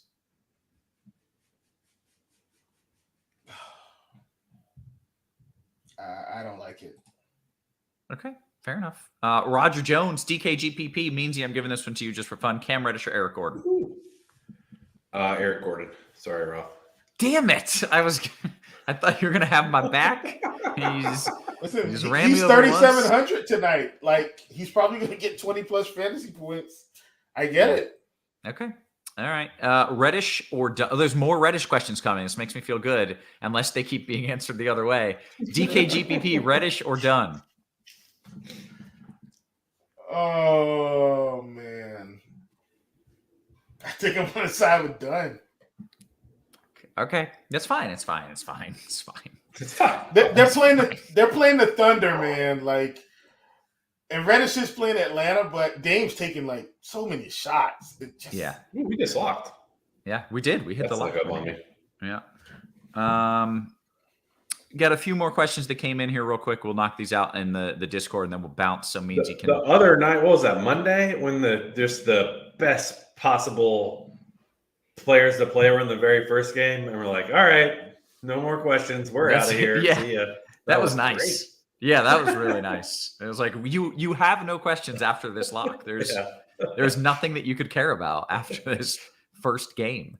A couple more here. Can you play Westbrook and George together? DKGVP, we talked about that. He says with a Sabonis bring back, to which I imagine the answer is hell yes. Sure. Or sure. The answer is sure. I actually like that too, because then you're like, you can't get AD, then you're like using Sabonis as a pivot off AD. Like that's actually it. And there's like some cheap Lakers or Clippers pieces you can do. I actually like that build. Mm-hmm. Same. FanDuel Cash means Dort, R-Will, or THT and Olynyk. The Jazz one. Excuse me? THT Olynyk. The Jazz one. Yeah. Oh, the Jazz one. I thought you said the Jasmine. I was like, I don't know what that means. Okay. that too. That's what they're called. Yeah. They're when you say the players, they're the Jasmine. That is true. DK Cash, Murphy or Eric Gordon? Murphy. Okay, and the last question we got here in the chat. By the way, if you're watching still, thank you first off for hanging out. Second, little thumbs up button there. We would appreciate it. That would be excellent. Thanks. Meansy, is it fair to give Capella a minute bump with Snyder there now in Atlanta? Or is the minute bump already projected in projections? Thus, you are double bumping minutes. That is a good question. That is a very good question. I don't understand it. Who is that? Because a new coach. So I will be quite transparent that I have no idea if that is factored into our minutes projection. I was not privy to if they were talking about. I mean, I see everything that goes on, but if that decision was made independently, I do not know. Mm-hmm. Let me look at this. I can actually. We've got it projected for 28 for what it's worth. That is not projected. I guarantee you that is not projected in there if he's at 28. Yeah. Okay. So for sure you can bump him to 32 maybe, and he's that's already yeah, that's he's already one of the better plays. So yeah, great question. And I think you can bump him and it will not be double counted. Okay. Very good. Excellent way to close things out. With that, I think we can bounce on out of here. I am jealous of Meansy's wine and may partake in some of that myself. Whatever's left of it. Oh, yeah. Well, not your wine. I'll get my own. So for Chief, for our wonderful production crew, always working hard behind the scenes. Guys, we appreciate you. We love you. We will catch you tomorrow. You have been crunched.